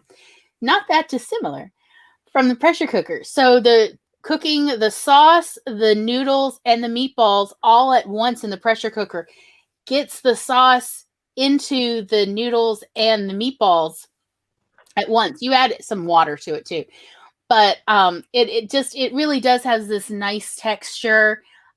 It's also very easy. I think like what we normally cook that in like 5-10 minutes, and you've got It's about 10 minutes. Spaghetti and meatballs. I mean, it cooks so fast, and you've got a full meal. I mean, like, you have just enough time to quickly butter some garlic bread. That's how quick it is. And the other part we really appreciate about the electric pressure cooker is because it's all sealed. Unlike stovetop cooking, you don't have to worry about it heating up your house, which down here in the summer is a real issue. And yet in the summer you find yourself going, but I kind of want a soup right now. I actually want something a little bit easier to eat, but I don't want to heat up the house or even have a deal with a hot kitchen. Right. And again, the pressure cooker really helps alleviate that problem. Yeah, I mean, like, we have been known in the summertime of, like, we were out of meatballs, because, like, we'll just buy the frozen ones, y'all. Like, you know what? Busy and exhausted. It's like, it's a good, better, best situation. At a certain point, it is better to eat homemade food that is not as processed, and it's cheaper than, say, ordering even takeout most of the time, especially, as I said, like a bag of frozen meatballs, a pound of spaghetti noodles, and a jar of, we like Prego, and another, jar of water dumped in, and you've got a meal in 5 to 10 minutes. That is cheaper, faster, and maybe healthier than takeout. That's what's not to love, really. It's definitely faster. All right. Real quick, anyone may want to note this one down. If you ever want to do a no drain pasta dish, it's equal parts water by weight to the pasta. So if you make a pound of pasta, it's 16 ounces. That's it. Add 16 ounces of water. And so you can do it sealed. You don't have to do anything. You won't have to drain it. The pasta will have enough water to hydrate. But that's the secret trick, is you put in an equal amount of extra water into your dish, and that's what the pasta will absorb. Hence, not a can, was it a bottle? A jar full of water, because it's a 16-ounce can. Good to know. Yeah. But you can also do that if you want in the slow cooker as well. Yeah, I mean, like, you can honestly do that with, like, macaroni noodles, because you can make pressure cooker or macaroni and cheese in the slow cooker. And again, you don't have to boil the pasta ahead of time. You can just add the appropriate amount of liquid, and the pasta will absorb it, and then you just stir at the end to, like, kind of bring your creamy sauce together. Yeah. Because also you're going to get a little bit then of, that pasta water, which will help make your sauce creamier. And also help it stick to the pasta. Yes. So we have done, there was, I think it was last year, where I was like, all I really want is Mom's macaroni and cheese with hot dog rounds. I was like, don't judge me. I just want it. And so Tom made it in the pressure cooker in, I think, like 8 minutes. And it was, look, it was everything I remembered. It was so, I mean, it was such comfort food. Now, we did have a side of steamed broccoli, which, by the way, steamed broccoli goes really well with macaroni and cheese with hot dogs because you can just drape it on top of the broccoli. Because cheese and broccoli are best friends. Yes, CB. It does work as well for the gluten-free. Mm-hmm. It is also about 1-to-1. You may want to double check and try it once without anything else. Just see if it is 1-for-1. There was one gluten-free pasta I think we tried that it was like 3/4 to the weight of the pasta, but in general I want to say it was 1-to-1. I think that was one of the Asian brands we bought at the Asian grocery. Yeah, it was but an odd all one. the ones that we bought of the gluten-free pasta at, say, the like American grocery stores like Walmart and Corner Market, that's actually an actual grocery store name, by the way. We're not talking about the literal, like, oh, it's just around the corner. No, it's actually called Corner Market. But all the gluten-free pastas we had bought at the American grocery stores or American style grocery stores, it was the same. It was just the same liquid by weight. It was just at the Asian market, the gluten-free pasta. We bought a rice pasta. Yeah, it was just rice. I think that one was rice only instead of it's a mixture. It needed a little less water. That was all. But I will say I do like pressure. I do actually prefer pressure cooker cooking of gluten-free pastas because they have a tendency to get a little bit softer and more easily break down. So I find in the pressure cooker I don't have that issue as much. Yeah, they don't get mushy like the same. Yeah, they don't get mushy. Their shape better. Yeah. While still being tender. It's nicer. Yeah. It does actually work out better than the boil and drain method of cooking especially for gluten-free. I highly recommend for pressure cooker. There's been a few brands of gluten-free pasta noodles that I've boiled, and it just kind of gets all gummed up. I don't know. Yeah, yes.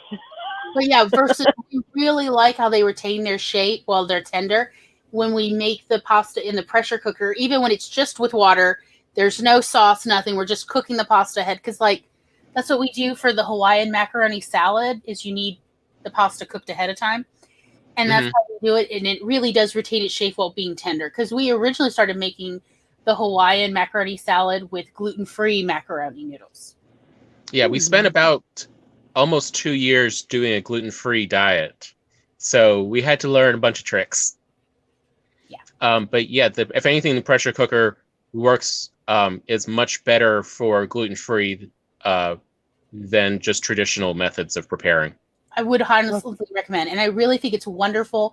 The electric pressure cooker is just ideal for anyone with any kind of mobility issues or fatigue issues. Like, it really helped me empower to cook more, since again, you just set the timer and it will automatically, when the timer's done, it will go on a warm setting that does not scorch, and it does not make the food get cold either, since it's still in a sealed situation. And it will actually warm for hours. And that brings up an odd caveat about pressure cookers. And Myra wants electric pressure cookers is unlike stovetop cooking, because it's sealed, you will not lose as much of the flavorings, the spices and stuff do not boil off as much. So for some people who have spice sensitivity, they may end up actually having to reduce the spice content to about half, because it may actually be too flavorful. Where it overpowers the flavor of the rest of the food in the dish. Like that's the odd issue I found with it. Is, I mean, it's great for us because we really love a lot of flavor. We like very strong flavors. But for other people, we know like they prefer just a lighter flavor. Their tongues, just get overwhelmed, for whatever reason. So you may end up actually needing to reduce the flavor components to about half. Eva was asking about, do we have the recipe in the Telegram? And if I remember, we actually have the spaghetti and the hot dog macaroni recipes in the pressure cooker Telegram group. If anyone, we have several Telegram cooking groups that are devoted to specific devices. So if anybody is interested in us putting them in or in sending them the invite for those groups, let me know. We don't automatically like put people in any of them, because what if you don't have a pressure cooker? You're like, this is literally a worthless group to me. I understand. I don't want to put you in anywhere that you're like, I cannot do anything with this. But we do put those kind of where we're like, we just figured out. And it is so nice to be able to make macaroni and cheese with real shredded cheddar in a matter of about 5 to 8 minutes. It's so nice. With either leftover rotisserie chicken or hot dogs or ham. I like, if ham, we like to also throw in frozen green peas. Look, it's just, what is the word? It's comfort food. And it's fine to have like these, like maybe less than super healthy dishes, at least some of the time. There's nothing wrong. I mean, there's plenty of good cheddar in it. So get your calcium in where you can. And the peas totally count as fiber. But like we've done our own version of tuna noodle casserole in the electric pressure cooker, and then just put crumbled Ruffles potato chips on top, and it was like, oh yeah, this feels right. It's so nice to be able to make those comfort foods that, you know, used to take a long time and were kind of labor intensive. It's so nice to be able to make them in a matter of literally less than a half hour from start of, hey, let's make this, to it's in a bowl ready to eat in less than 30 minutes. That's a lovely, empowering feeling for anyone, but particularly anybody with fatigue and mobility issues like I have. It's fantastic. It's revolutionary. Although that does suddenly remind me of one other recipe that we do love a great deal, and is gluten-free, so we had it a lot before, is the cheesy chicken and rice with broccoli. Oh, yes.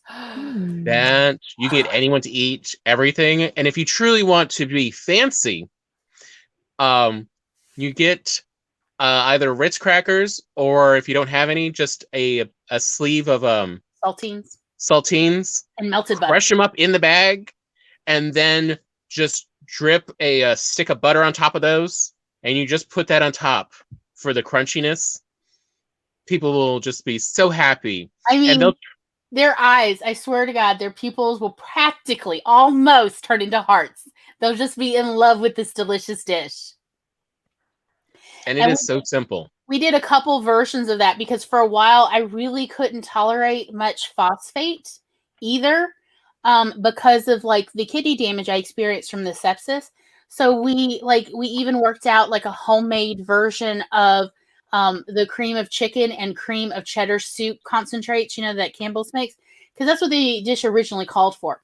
And we came up with our own white sauce variation on it to do like, so we have a truly from scratch version. And then we have the more convenience version, like where you use the Campbell's. There is no substitute, my darlings. There is no substitute. Do not go with generic for the condensed soups. I'm sorry. You're going to just Campbell's or go home. Well, Campbell's, or at least make the white sauce at home, which you can do. But yeah, it is. You can make it with rotisserie chicken, whatever chicken you have laying around. It is the ultimate comfort food. This is what around here is known as funeral casserole, or at least it's one of the funeral casseroles. It's rice funeral casserole versus the hash brown based funeral casserole. That's a good gluten-free crust right there. Yeah, that sounds really good. I'm very interested. I assume with butter. You know, because everything's better with butter or margarine or whatever. Even honestly, some olive oil probably would be great. Yeah, and then someday I'll probably just make a video on all of Tom's guide to deep frying. Since I like deep frying, but I apparently have a particular skill that most people do not have for deep frying. And everyone else, you know, air fryers, they work well. Stick with them. Mm-hmm. Maggie's got this one with chicken breast in bread and butter pickle juice. And sounds interesting. And then made chicken stew. It sounds really good.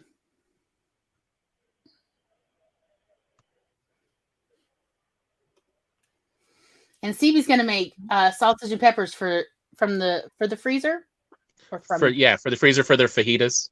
Yeah, because I think like they're trying to stock up for Nano, because Nano is coming, my babies. Oh yeah, there's that. Oh, Yes. that'll be just in time for me to either finish up my book I'm working on or start a brand new project. Right. Camp Nano. Yay. Poor little kitty with the little paws. Check these things out. Show us some toe beans. Yeah, baby. Cat's Look like, at I don't nails. understand what's Look happening. at those nails. Yep. They're long. Oh, They she was so tolerable of me brushing her and cutting her fur out and pulling off of her. Oh, What a good kitty.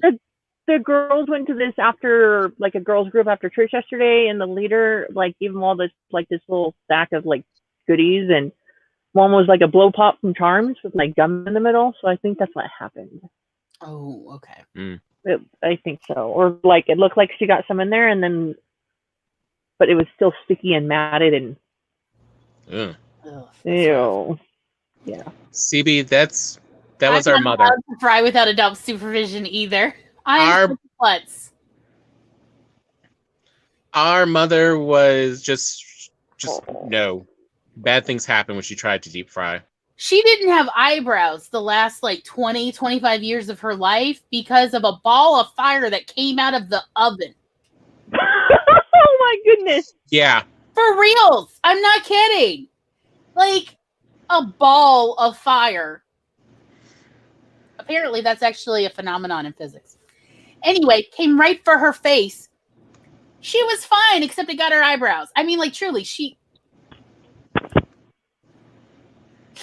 So, anyway, yes, our mom, if it could go wrong, our mom was like walking Murphy's Law in the kitchen. My mom, when this happened when we were younger, but she has this scar on the top of her foot. It's about this big around, like the most of the top of her bridge of her foot there. I was like, hey, Mom, what happened? You know, I finally asked her one day, and she was like, well, we still had it to this day. Like, she probably still has it. It's like this countertop griddle that's like deep on all four sides. So it's like a square, and you just plug it in, and you can like fry stuff in there. Well, she's frying stuff in there, and she took a like a fork and stabbed into one of the pieces of chicken she was frying. And then she like turned her attention to one of his kids, because that's happened in the kitchen. And she turns, and then she dropped the chicken covered in the oily hot frying grease onto her foot. Her foot had a sock on it. So, you know, instinct took over, and she went, ow, and she pressed her hand down on her foot, right? Like, you know, like, ouch. So she pressed her hand down on her foot, and then the sock stuck to her foot. So that is why she has a scar there. I don't know what it looked like. That's all she told me. I don't even remember it happening. She just told me it happened. So, mostly unrelated, but other than the part about kids and us, our family had a rule that the kids are not allowed to talk in the car if the parents are backing up. They are only allowed to talk while the parents are driving forward. Because our father was in the McDonald's parking lot, and you know, it's the one where, you know, the what do you call it? The drive-through had backed up to, you know, almost the street, and our father's in this old 1972. It was a 1970 Plymouth Fury too. Yeah, that's right. AKA, you know, the year after Christine, the car. The Christine was a 1969 Plymouth Fury, and this was the 1970 Plymouth Fury too. And Dad slowly backed the car into this poor T-Bird this woman was driving, and she had no way to get out of the way. Just just dented, put a good foot into the door. Because the woman was too nice to honk at him as he's slowly destroying the T-bird. So we had a rule in our family of no talking to the parents while they're backing up. That sounds really good, CB, by the way. We have a rule that yeah. We have a similar rule. Okay, so the rule is if it is raining outside, you sit in the back of the truck or like in the back seat of the truck, shut your mouth so Dad can listen for Mom screaming at him. We have a system like he gets in the truck, I scream because he literally can't hear me from inside the truck because of his bad hearing, and tell him when to stop because when we're hooking up the trailer to tow it. So like if it's raining or bad weather or something, the kids are in the truck. If it is sunny and good weather outside, stay way over there in that one spot. Do not talk to me. Do not get in the way. Dad will run you down. I'm kidding, guys. Whoever's watching this, I'm just like, stay out of the way. Because the sentiment, yes, like right. Because they've been in the car and they've been talking and like he's like rammed the trailer a few times. Like and I'm like, what are you doing? He's like, I can't hear you because of the kids. I'm like, so we have this rule: stay away, or if you're in the car, shut up. It's just easier. Like the radio, if Dad was backing up, the radio was not allowed to be on. Yeah. And I mean, I have to be perfectly honest, I'm the same way. There are times where I need to back up or I need to do some interesting maneuver in the car. The radio turns off. Everybody, please, a moment of silence for Glory to perform her magic. And then it's like, yeah, I'm going to need to do a 3-point turn, or I'm needing to park the car perpendicular or whatever it's called. You know? Yeah. Like, and Mom taught me how to do it right, which I've learned most people don't actually know, but she's like, I'm going to teach you how to do it the Detroit GM Motors kind of way. Whatever came out. Her father worked at GM.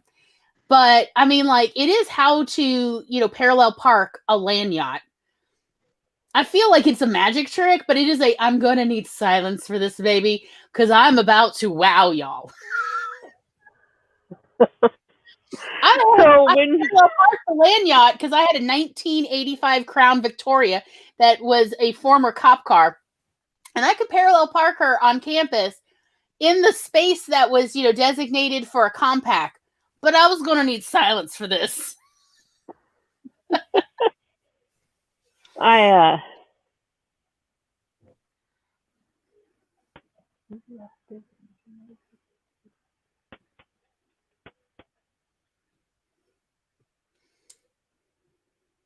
Not meditation. Meditation. Okay. I was confused. Okay. I just thought maybe I hadn't had enough caffeine today or something. Yeah, I was like, I had the whole coffee. Has the coffee not kicked in? Can I make a pot of coffee?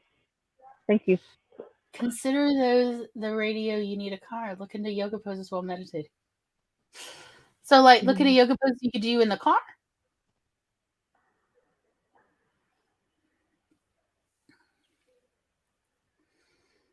No, it's just learning how to meditate better and not be as easily distracted. The wonderfulness of meditation. Yes, meditation is nice. It will not fix ADHD. I've been doing yoga and yogic meditation since I was 13 years old. I'm the star of my class because the Ehlers-Danlos. Thanks, hypermobility.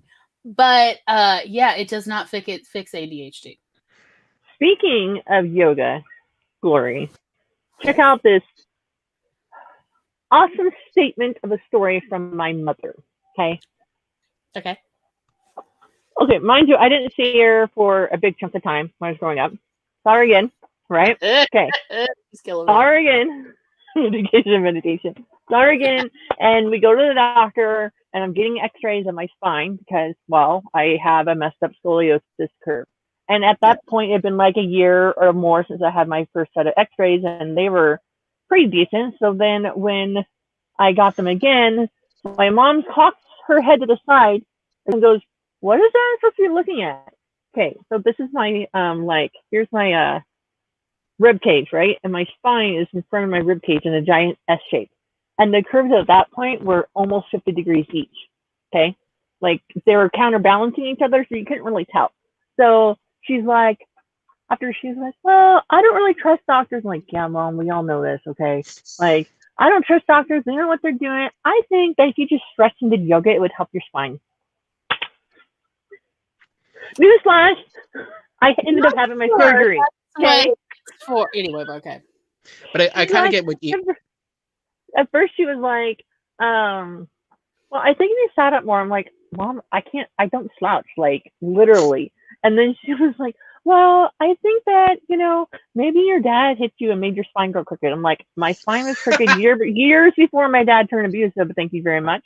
And then she was like, well, I think you should just do yoga and it'll help your spine. I'm like, I'm done growing. My spine is continuing to curve. It was like 49 and 51 degrees.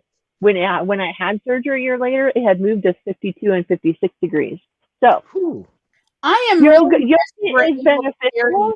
Yoga is helpful. It does not make your bones move back. No, it does not change bone structure at all. I'm just really impressed that you're able to carry 3 children to term. I mean, right. My orthopedic surgeon was like several trophies and medals for that. He's got a toy.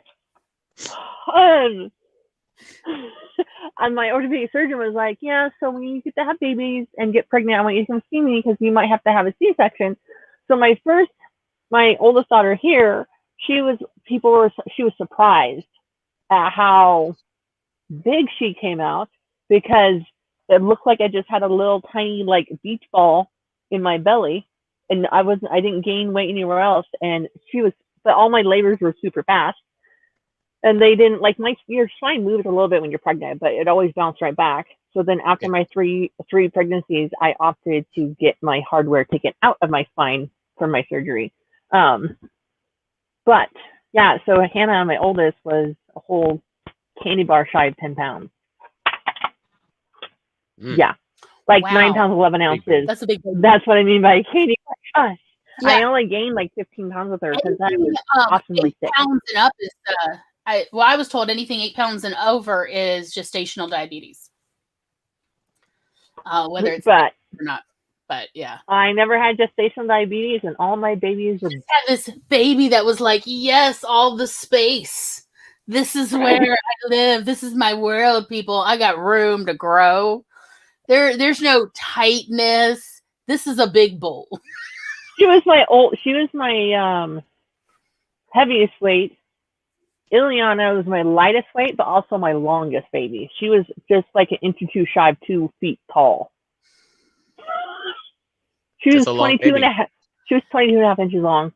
I know of someone who was like, when they were born, they were like 21 3/4 inches, and that was the hospital's world record for all the babies ever been born there to this day. In Alabama. This was in Alabama. And I was like, that's a long baby. They're like, he was so skinny. He looked like a worm. Don't tell him I said that. So and I was like, I shall not. He's older than me.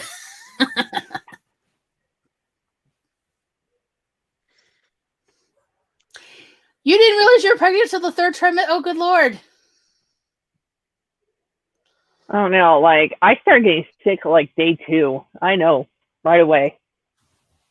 You got one of those strong hormone bodies. Yes. Like, I knew before that P test turned pink or whatever. I'm like I knew. The flu this long. Like, I feel odd. Here, let's go take a test. Oh, so when I got pregnant with Ileana, I was like, I went to my midwife, the same one I had with Hannah, my first one. I'm like, yeah, so I'm pregnant. And she's like, did you take this? I'm like, no, I just know I am. Are you sure? I'm like, well, I did the deed this day and this day, and my period's supposed to be in at this time, but I've already been throwing up. She's like, all right, well, let's do blood draw. Oh, look at that. You are pregnant. Okay, we're good. So she never like questioned me after that. Yeah, no. Yeah, once you get used to, your own body and how your body reacts, yeah. Eva's got one of those babies. It's like, it's a slow run up, and then they're like full steam ahead.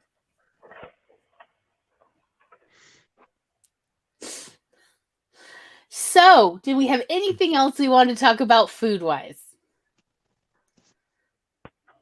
because we definitely should talk about Stephanie's book babies. Oh, hey. You'd think that we were trying to like literally talk about babies to lead into book babies. What a great inadvertent transition that we totally did not plan. We really didn't plan it, but it sounds great. So let me talk about my babies. Okay. My babies. So my first book I'm going to show you, the cover is not the cover on here because all the updated covers I've sold now. I don't have any possession of mine anymore, but the first one is this one, Tears of Yesterday. Is available on Amazon, most other ebook vendor sites. Oh, I'm only one on screen. That's nice. Come on, So this one is the first book in my series. It centers around a young girl not having her mom in her life, and then she has to deal with some lies and mistrust as she grows and finds out what really happened. The end. My second one, it came out a week ago today. It's only a week old. Oh, let me see the cover. Here's the first cover. It's slightly different on Amazon, just slightly. It still says Tears of Yesterday, but it has the series title on the front. Okay. The second one is it set. This is what the cover looks like, aside from the not for resale gray band across the front. And it is called Storms of Today. And then I put the series title on the front. And this one is a sequel, obviously the first one. And the main character, Bethany, is between like 16 to 18 years old. I think, yeah, 16 to 18 years old. And she just has to figure out her new relationship with her mom and with her siblings, and how to incorporate all the chaotic upbringing she experienced. And I am currently working on book 3. And tomorrow, I will be announcing on YouTube the title of book 3. Nice. And they are available on Amazon and basically anywhere else that you're able to find books as an ebook, but also on Amazon as a paperback. Thank you, Lori, for having those links ready. I appreciate it. Thank you. I'll eventually get there. I mean, yeah, we're so proud of your book babies. Thank you. I appreciate it. It takes a village to raise book babies. I really believe. Yes, it does. I can't wait till yours is out, Glory, because I will be doing this to you. I will be lashing all over Twitter and Instagram. I will order your book and I'll talk about it on YouTube like I've done. I read someone else's book and I did like a reader reaction vlog. So that's what I'm going to do your book when it comes out, like chapter by chapter or poem by poem or whatever it is. All you're doing is encouraging my procrastination. Please.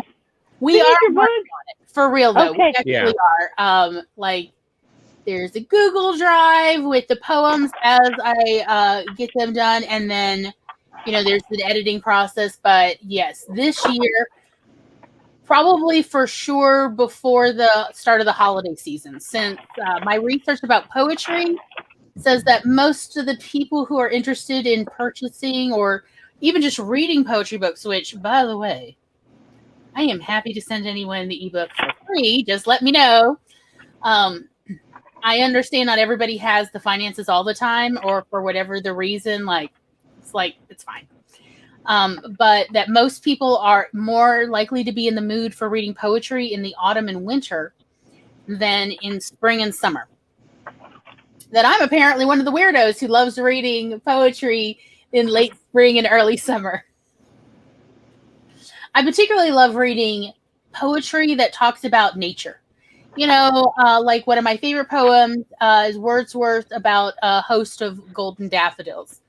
I love reading poems involving nature. I love even reading haikus that follow the traditional system where there's always at least one line devoted to the season and the mood. I love that. But apparently most people only like poetry when, it's colder. Okay. I've written poetry before, like a few poems, but that, was in my high school, I'm going to write poetry and be poetic. But now I'm like, I don't know if I can write poetry now. So I'm very impressed with you that you're going to be writing a poetry book. I actually, we went driving yesterday, and I ended up started free versing my own murder ballad poem. Nobody was actually murdered, but I love the idea of ghosts that haunt people in a questionable, is this love or is this malevolent sort of way. And we were driving through a very deep piney area, and I was reminded of the song In the Pines, or I think it's actually called Where Did You Sleep Last Night? And you may know it from either Leadbelly or Nirvana, the cover of the song In the Pines, or Where Did You Sleep Last Night? And I was In the Pines. Well, I'm just like, it's the actual song name is apparently Where Did You Sleep Last Night? But I always knew it is called In the Pines because that's the chorus. It's always in the pines, where the sun don't ever shine. Yeah, that was like how I knew the song.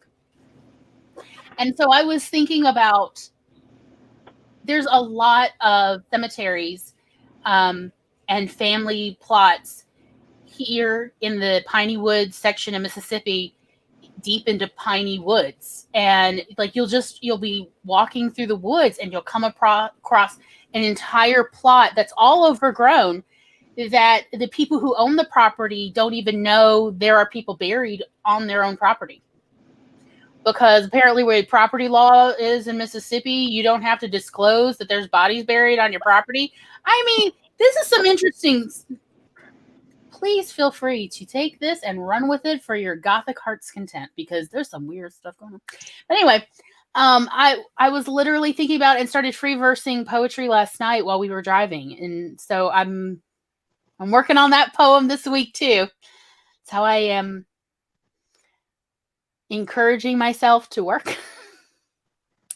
Karaoke. No, it's terrible singing. Steps 7, 8, and 9 are finished of the unknown number of. Now it's time for the death matches to begin. When I can get back to the thing I call my outline. Yes, the thing I call my outline. So it is. It's a life or death struggle. The poems have to fight it out. Yeah, there's the Wikipedia entry for that song. We actually thought, I was like, what'd be cool is if we tuned the Starbucks guitars for this song and we could actually sing it acoustic, or even a cappella, because both of our voices are developing naturally into that lovely deeper tone. But anyway, I mean, when you've got people that need burying, and then sometimes the people who need burying don't stay buried. I'm just saying it happens. And the sun really doesn't shine in the piney woods here because the woods are so thick and tall. So it is varied in the middle of the day. In the high noon, it is dark in the woods. They're so thick. And people have gotten lost in the woods. All right, I've even gotten lost in the state park, Paul B. Johnson State Park. I've got lost there walking at like 2 p.m., like gotten all turned around because the pines are so deep. The sun never shines. In the pines. All right. In the pines, where the sun don't ever shine. What is it? I shiver all night in the pines. Is that it? Let me go pull it up real quick. Yeah, I can't quite remember. But I do find that refrain haunting. Beautifully haunting. But yeah. I love poetry all year round. They don't even list the. They don't even list the lyrics. I'm sure the copyright's out on that. But anyhow. But yeah, that's where we are on the poetry so far. So good. Anyone else's book babies? Let's see. Charlie said they're merging all their fantasy worlds together in one. I think that's a great idea. and then death matches of who survives. Yeah, I already did that for you years ago. Yes, Maggie has a book, baby. Maggie There's has a a book book. that came out. Huntsman. Yes, I think so. Yes. Yeah, Yes, she let's has. tell on all our friends. Let's see. Maggie. Oh, Huntsman's. She has a new one. Mm-hmm. I didn't even know about this one. Yeah, I think she's even got one next month as well.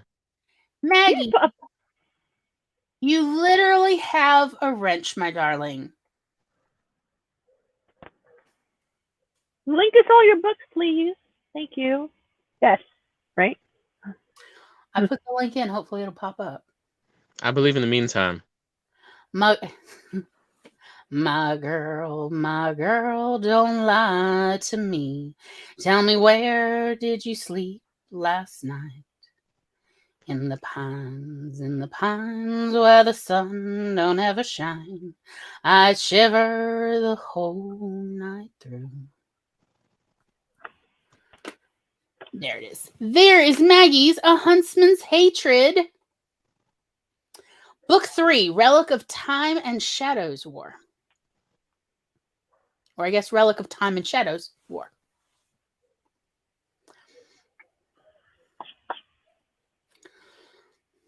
So, okay, that's what that's what Eva's doing. Ooh.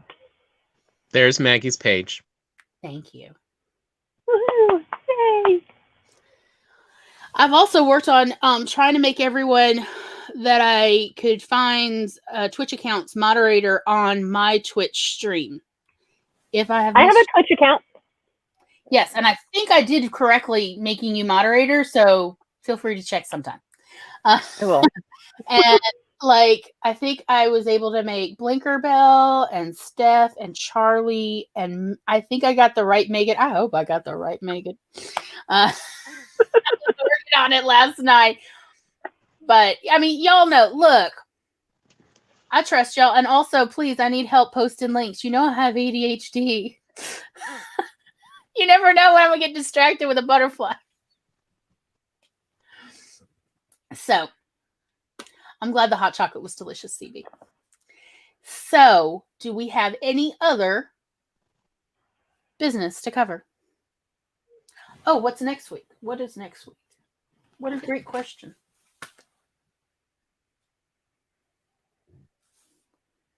Oh, there it is. March 1st. Home training and coping skills. I need to open up that blog post for later. Okay. So next week, we're going to be talking about autism and home training and coping skills. What is home training? It's very similar. Home training is just what we call raising, but like, you know, it's like all the little things that help make everybody learn how to be considerate and pleasant and kind and compassionate. You know, everything from washing your hands and how to put on lotion. I said it. To when people come for a visit, offering them something to drink and trying to do your best to make them feel welcome. To, I don't know, doing your homework on time if, you know, you can. That's how the teachers, when I was teaching, they all called it home training. Of like, essentially, has this child been domesticated? And that's how I always thought it was like, has this child been domesticated? But in our opinion, like, there's home training, and then there's what our parents also worked on was like coping skills or coaching, if you will. Because like, okay, so I was reading an article recently about a study done where they took zebra finches and they changed a little tiny bit of their brain chemistry to make it mirror more closely the autistic brain. And what it meant, and I'm happy to like send anyone the link if they're interested in reading it. Spectrum News covered it. But what happened was it meant the little baby zebra finches had a harder time learning the songs from their older mentor zebra finches. And like that really, I mean, like if that is like, I read that and I was like, that is so true. Because like in our family, we called it being hard-headed or stubborn, but really it was, how many times do I have to teach you how to be considerate before you finally learn the lesson? And it can take quite a bit longer for the autistic mind to do it. Now, I'm going to just say there is a benefit to this, by the way, though. And that is, if you don't pick up on other people indoctrinating you on how to do something very easily, guess what? It means that you do think outside the box a lot easier because you haven't been broken in, if you will. And that can be advantageous to society because it means that there's definitely a small group of people in society at any given time who are not just, there's that phrase, if you always do what you've always done, you'll always get what you've always had. That is not necessarily the autistic mind, or at least the autistic mind early on. And so there are things like that I had to be taught many times over, like how to apologize in a kind way, because I did not understand how to apologize in a way that sounded sincere to the other person. I mean, I certainly as a child, when I would apologize, I was sincere about it, but the words were not they were jumbled up. They weren't in the same or the order that the other person could interpret it in a way that made sense to them. Let's say that. And so often people would misinterpret me and think I was being passive aggressive or something when that did not even occur to me. So then came in our parents, many teachers, a lot of friends, some other family of trying to all take their turn coaching us on how to do these very important life skills, but also how to cope. Sometimes you go see your friend and you're like, hey, how are you doing? And they just suddenly go off on you and you're like, what happened? Being taught by other people of it's not necessarily about you. If you didn't say anything, if you're clueless about it, let them just cool off. Give them time. Come back when they're calmer and find out, did you do something before that you're not aware of? Or were they just having a bad day and you got the brunt of it? That's part of coping skills, is you don't necessarily paint someone a certain way just based on one experience. You need multiple experiences to understand someone's personality. And with the autistic mind, it takes so many more interactions for us to come to our own conclusion that that's the situation, versus it helps if there's a village to all sort of consult and tell you, no, we've already done the research. Here's what you're encountering. Because as kids, oh my God, we were so confused. We were even talking last night, we said, as we're just driving around, having a smoke, remembering our 20s, and, so much of our late night drives just in the country, because there's so much nice, quiet roads around here and back roads with just woods and everywhere. As we're just consulting back and forth, trying to figure out these situations we've been in recently, because they made no sense. And did the other person have any idea what might have happened, or what to check on next time, how to approach this? Because it's a rough world for neurodivergents in a neurotypical, world. Mm-hmm. So that's what we're going to talk about next Monday, is all of that and autism, and how autism relates to home training and coping skills. Oh boy, do we, people talk about, well, you need a tool chest of coping skills, right? You need all these tools. Oh, honey, I got a shed. Shed full of coping skills, because I need so many extra coping skills to handle this neurotypical world. So, yeah, because let me be honest. I'm going to tell y'all right now, I'm already working on my acknowledgement and dedication page for this poetry book, because all of y'all, every person here today has made a positive influence in my life. That is part of the reason there's a poetry book that's going to come out in 2021. It was not going to come out in the middle of 2020. Y'all are the reason this book is going to be a book. You have helped me and encouraged me and nurtured me to the point there's a book going to be coming out. Social skills were useful in us all getting together and being here. That's social skills too. And allowing each other to nurture each other into authorship, if you will.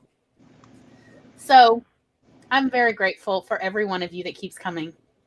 Welcome to compliment bondage. It goes both ways. Or goes all ways. But yeah, y'all have all made a truly positive effect on my life already, because Tom can tell you, 5 years ago, there was never going to be a poetry book coming out, ever. I told him, maybe when I die, you can do something with this. I told him that.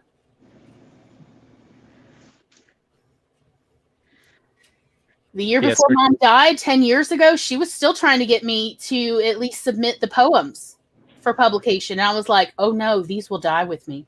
And if I have to, I will be buried with them. And actually, next week, we will talk about what was going on with the poems at the time, because that actually does actually go into the coping skills, because different people had different reactions to the poems. When they were originally written.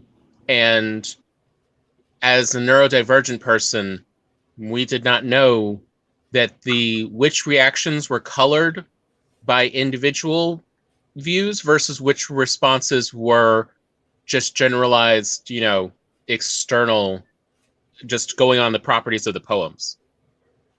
Right. It turned out, only some of the people were giving feedback based on the merit of the poem versus what was going on internally for them.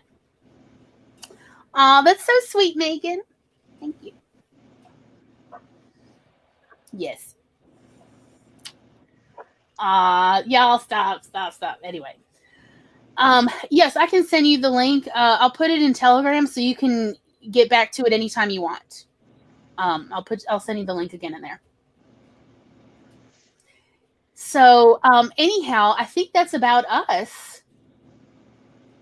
I think that's most of our stuff about food that we really thought about, other than, especially with texture and foods, look at many different ways to prepare the same food, like especially vegetables. Just because you don't like a vegetable in one particular preparation, half the time, especially for autistics, it's because of that particular preparation. It's not necessarily the food itself that you don't like the taste of. Also, for instance, cumin spice. I learned that hardly anybody experiences cumin the same way I do. By the way, I love cumin, but I find it's actually very spicy. Like, if anything, it's spicier than most capsaicin, like pepper spice. It's quite hot to me, and yet I love it. But I can only handle so much cumin on any given day. It makes my mouth on fire for hours. Not like a crazy amount of fire, but it's a slow burn that lasts for an hour or two, sometimes 3. So, yes, we are doing an after party if anybody wants to join us in the StreamYard. Maybe help Megan. If you don't have the link, let me know and I will send you the link to StreamYard. We will be behind the scenes backstage after this. But just so it's not even just vegetables, which of course vegetables are important and are a very good way to stay healthy and live a long, happy life. But any food. Again, I want to just point out, I know tapioca in a lot of formats is a challenging food. But obviously some people have found ways they like it, like for instance in boba tea. I mean, who saw that one coming? I didn't see it coming. Yeah, so even if there's one traditional way that of a food that you're nope, hard pass, there may be other formats. So just be open to it. And that's all I'm trying to encourage y'all, is just be open to it, because at some point whatever your favorite foods are, there was the day before you tried your favorite food and fell in love with it. And that may be so on foods you've yet to try. So just be open. That's all. Just be open and flexible. So I just want to say, I'm so grateful you all came and that you stayed. I'm sorry I was late. No. No problem. Look, life happens to everyone, and also time is irrelevant. I I ordered new glasses. That's what I did. Excellent. They're gonna be pink. Ooh, that sounds so pretty. Mhm. Yeah, especially with that hair. Yeah, it's also that first hour we didn't have to feel so guilty about the picky eaters we were talking about since you weren't there to be like, We weren't even thinking of you till you got here, and I was like, "Oh my god, she's going." Oh, it's all good. It's fine. I mean, I'm not picky because I personally don't like the taste. I'm picky because my taste buds have decided to rage war on me, and it's Which is a okay. legitimate issue. Yes. So we've just, the whole taste buds being changing is just a result of my multiple sclerosis that I have. And most people are like, wait, you're not old. You don't have that. I said, What? can I punch you and say you're young and that shouldn't have hurt? I don't know. Yeah, it's like you'd be surprised. Or like people will be like, your daughter can talk. She doesn't have autism. I'm like, so? So what? Yeah, Yeah. it does irritate me how much people say, "Oh, you don't look autistic." I'm like, what does autism look like? It's a developmental disorder. What does it look like? Right?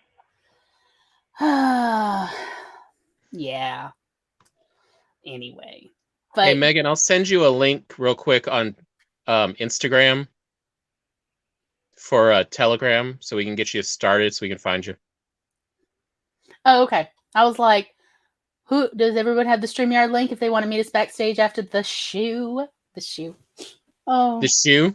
the shoe. You know, like Ed Sullivan used to say, it's a really big shoe. Oh yes. We're gonna have a really big shoe tonight, y'all. I don't think he said y'all, but anyway. All right. Again, Stephanie, would you like to do an outro? Yes.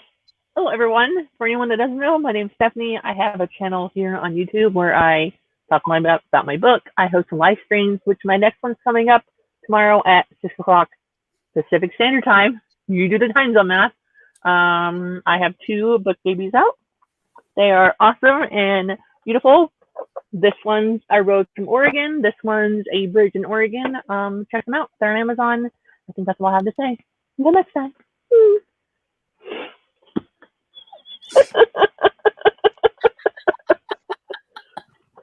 Tom, would you like to do an outro? Let's just look at Tom. I have no idea. I really Behold don't. that beard. So, Tom, tell us, what are your favorite foods? I have no particular. I'll eat just about everything. I mean, He really I have will. found I have no sickness level for pizza. I really can't eat that every day. He's like a trash. But I mean, I'm kind of the opposite of picky. Okay, all right. I am a gourmand. Okay. Just And put, how do you- just put it. How do you take your coffee? I'm trying to give you stuff to say. However, I here. can get it. Like, will you drink it black? I will drink black. I will drink half milk and heavy cream. I love coffee. I mean, really, you get it the right way. It's great. He'll just eat espresso beans with or without chocolate coating. That's true. Yeah. he really- Tom, You have no idea just how much I'm the opposite of a picky eater. I don't know about this whole drinking coffee black thing. You know, I don't know about that. But I will go get the Stoke shots for when you just want to add extra caffeine to your coffee. I will just shoot those. oh wait, does Tom have a book out? He does have a book. No, not really. Yes, he has a book. Nah. Yes. Let me see. I have a setup for him. Hold up. It's coming, y'all. It's called Save My Computer.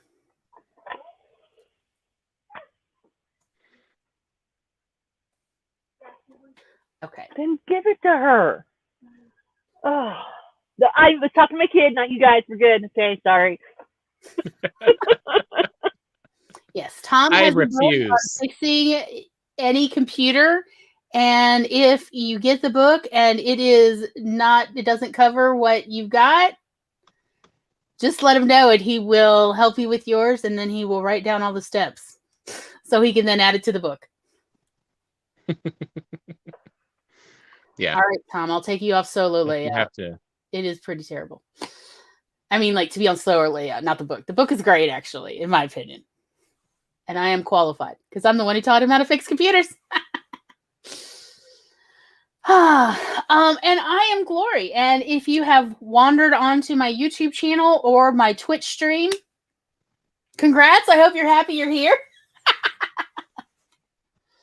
I guess I deserve the same treatment I gave to Steph and Tom. Oh, here it is. Hello. So thank you so much for coming. We get together every Monday at 4 p.m. Eastern, 1 p.m. Pacific. And right now we're talking about autism and autism-related issues. At the start of April, we will go back to getting excited about movies. And we have a big surprise for that. Y'all are going to love it. I feel confident. But I'm not ready to tell y'all about it.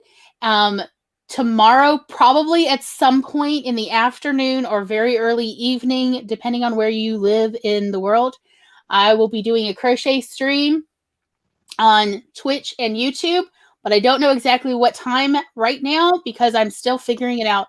And also, I have an incredibly early 10 a.m. meeting for a collab. It's so early. That's too early. I'm know. like awake at 10. It's so Because being a parent does not make you an early bird person. Sorry. No, I know I'm not an early bird, but you know what?